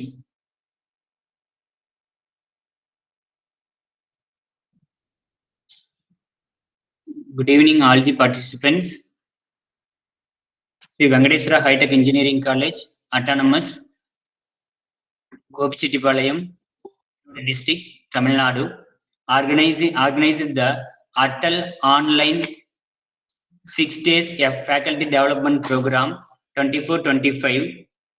The title of Sustainable Biofuels from Agri and Agro-Industrial Waste by Microbes. This is the last day of this Atal FTP program, so that we are welcome you all for this validatory function, last session of this Atal FTP program. Once again, I welcome all the participants and principals are Sri Venkateswara High Tech Engineering College, Gopchittipalayam, and various college participants to attending this Atal FTP program. Thank you for your valuable contribution for all 6 days and attending very attentively for this all sessions. So this is our last session of this 6 days faculty development program for the title of Sustainable Biofuels from Agri and Agro-Industrial Waste by Microbes. Now I welcome Dr. P. Thangavel sir, Principal, Sri Venkateswara High Tech Engineering College, Gopchittipalayam, to deliver the valedictory address of this function. We welcome you, sir. Thank you, Professor Mr. Tirunana Sambandam. Yes, sir. Shall I start our valedictory address? Okay. Are you able to hear my voice clearly? Yes, sir. It's audible very clear, sir. Okay. Thank you. Respected dignitaries, esteemed guests, dear participants and colleagues, good evening to all. It is with immense pleasure and a deep sense of fulfillment that I am delighted to deliver the valedictory address for this faculty development program on sustainable biofuels from agri and agro-industrial waste by microbes. Over the past few days, we have embarked on an enlightened journey exploring the potential of biofuels and the role of microbial technology in converting agriculture and industrial residues into sustainable energy solutions. Key takeaway points from this FTP. This program has provided us with a comprehensive understanding of sustainable biofuels productions, focusing on the role of microbial biotechnology in biofuel generation, advancement in bioethanols, biodiesel, and biogas production, waste valorization for a cleaner and greener future, challenges and opportunity in biofuels commercialization, the importance of policy framework and industrial academia collaboration. Through the interactive sessions, expert talks, and some demonstration, we have gained insight into how microbes can be harnessed as a biorefineries, converting waste into wealth. I wholeheartedly acknowledge this faculty development program would not have been possible without unwavering support and contribution of various individuals and the organizations.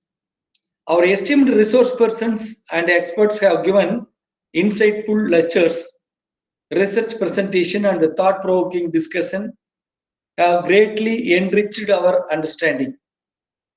Your dedication to scientific advancement and sustainability is truly commendable. And also the organizing committee and coordinators and co-coordinators meticulously planning, commitment, and efforts ensure the smooth execution of this program. Your dedication is deeply appreciated. Behind every success event, there is a team of committed individuals, and we sincerely thank to the faculty friends for giving wonderful concluding remarks for each sessions, and also the welcoming each session's experts and a vote of thanks and of each of everyone. The participants actively participated. Enthusiasm and thought-provoking questions have added immense value to this FTP. Your eagerness to learn and collaborate is what makes such a program successful.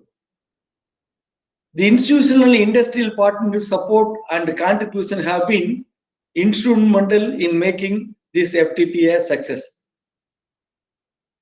There is then and there a small hurdles also we face by identifying the university level experts and the foreign experts and industry, moreover the industrial peoples.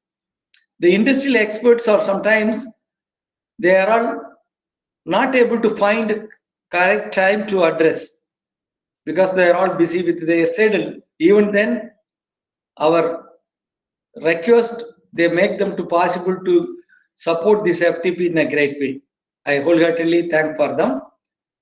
And looking ahead from the FTP, as we conclude this FTP, let us not see this as an end, but as the beginning of a more informed and responsible approach towards sustainable energy solutions.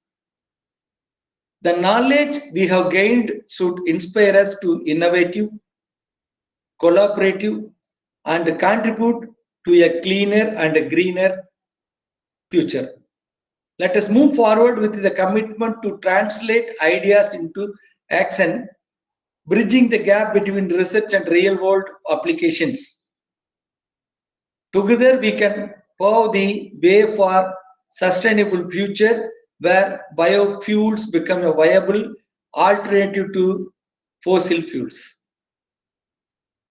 In the words of Mahatma Gandhi, the earth provides enough to satisfy every man's needs, but not every man's greed. Let us use our resource wisely and ensure that scientific advancement contribute to a sustainable, equitable, and energy secure world. At the conclusion remark, with that, I once again express my heartfelt appreciation to everyone who contribute to the success of this faculty development program. Particularly, I wholeheartedly thank to the AICTE Atal FTP granted fund for conducting this faculty development program.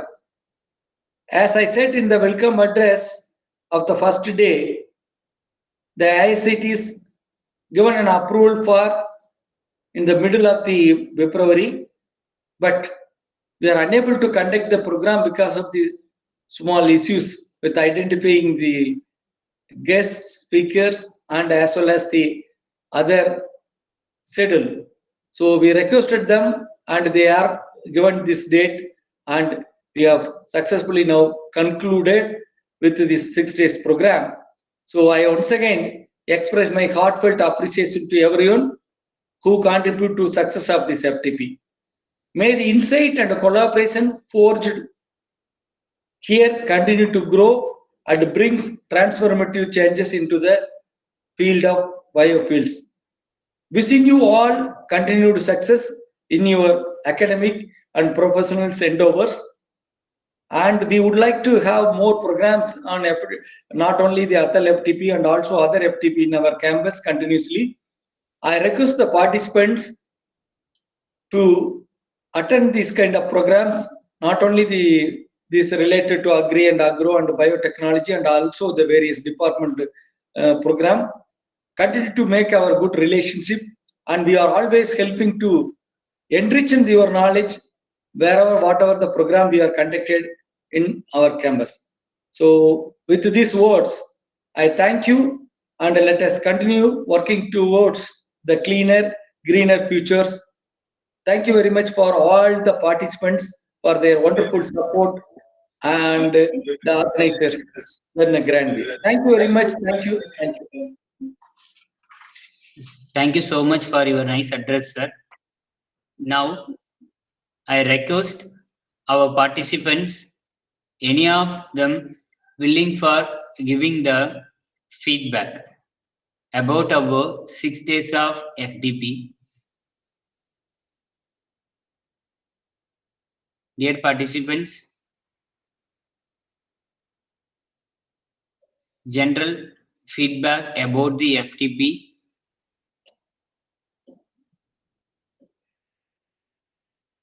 Yeah, can I give a feedback? Yes, ma'am. Thank you. Yeah, I think, all the communication aspect has been excellent. The choice of subjects also have been really good. We have learned a lot about biofuels and their value to the Indian economy. I think some of the presentations were more valuable than others, especially those that gave concrete data on how the aspect of conversion was actually more successful or less successful, and talked about the problems. That was really very useful. I think also it would be nice if we can have an industry perspective. I saw, for example, I heard from Mr. Shanmugam in Sheshasai paper mills. So similarly, if we can have some industrial people also participating, that would be great. Because I think a lot of us could actually, join with these industrial people to consider further steps, and actually help out in the practical application or in writing about it, right? So I think that is my only suggestion. It has been very well organized. The communication has been excellent. Thank you so much. Thank you so much for your... Madam, I am principal. Very nice. Your communication is very excellent. And right from the first day onwards, I observed you. You are asked many questions and keenly observed the lectures. And great, madam, your participations. Thank you very much, madam. Thank you, sir. Thank you so much. Thank you so much, ma'am. Any other feedbacks? Dear participants, any other feedback? One feedback received from message box from Prabhakaran sir. It was a pleasure to thank and well organized and teamwork. I insight more informative and useful sources from this speaker. It was most helpful for my research work. Thank you so much. Thank you so much for your feedback through SMS, sir. Thank you so much. Any other feedbacks?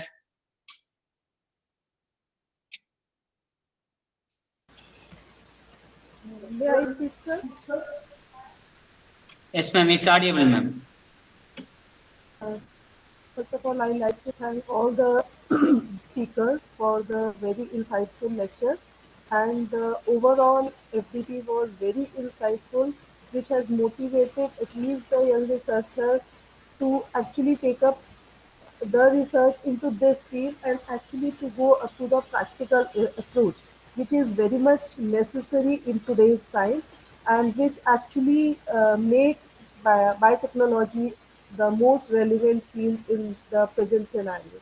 So thanks to all the organizers for such insightful lectures. Thank you.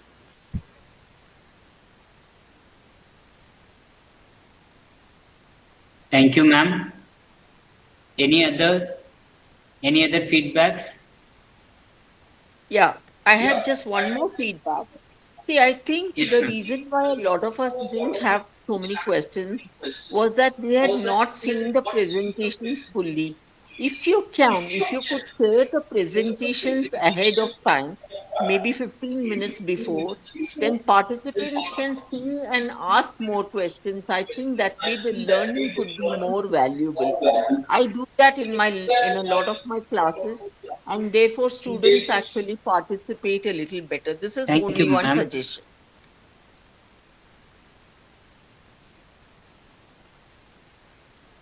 Any other?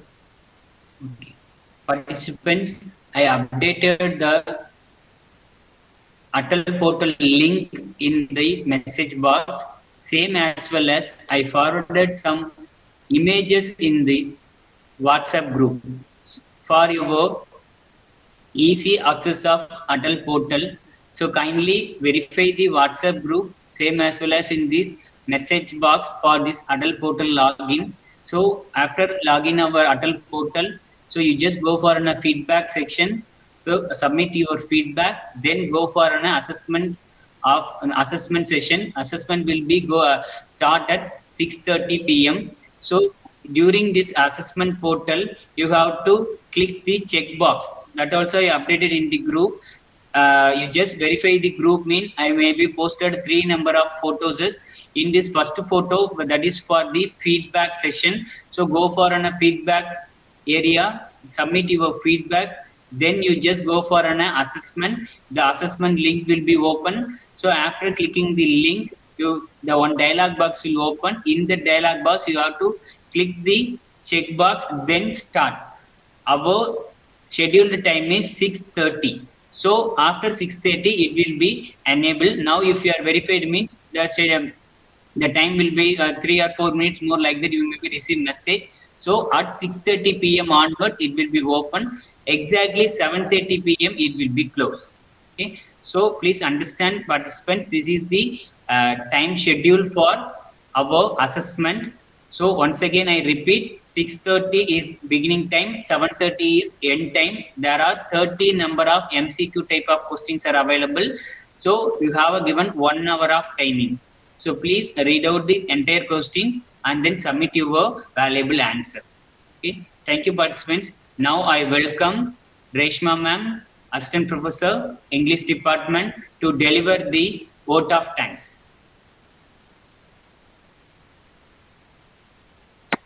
Good evening, sir. Am I audible?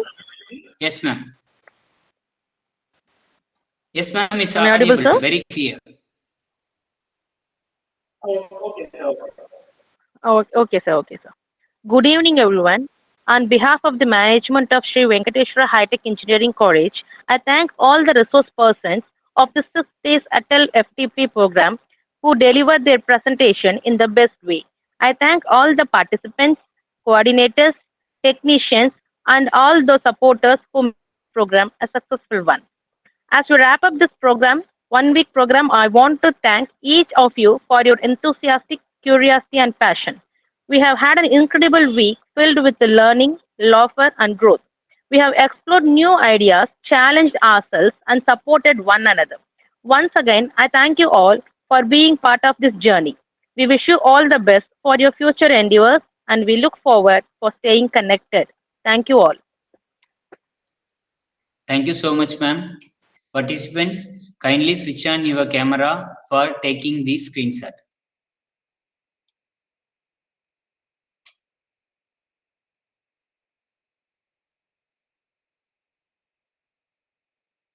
Dear participants, kindly switch on your camera.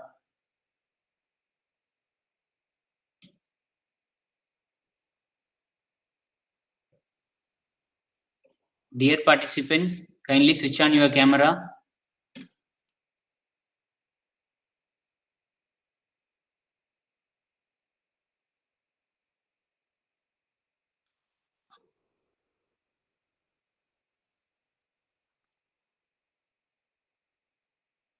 Just a minute. Just a minute.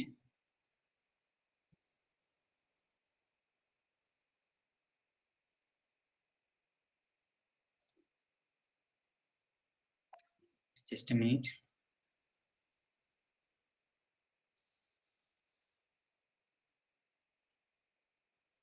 Yeah, thank you.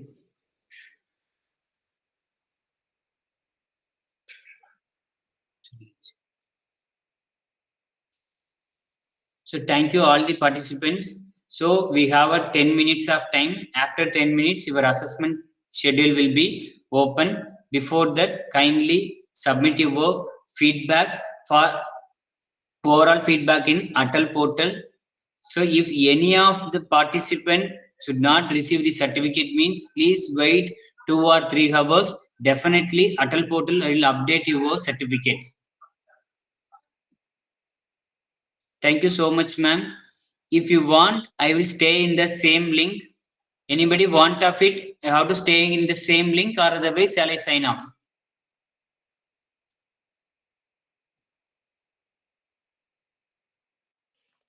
Yeah, I think you can sign off, right? We have to get into the academy and wait for the test, right? Yes, ma'am. Yes, ma'am. Thank you, ma'am. Yeah. So we'll sign off from here. Yes, wait, ma'am. Just 1 minute, ma'am. I have to stop record.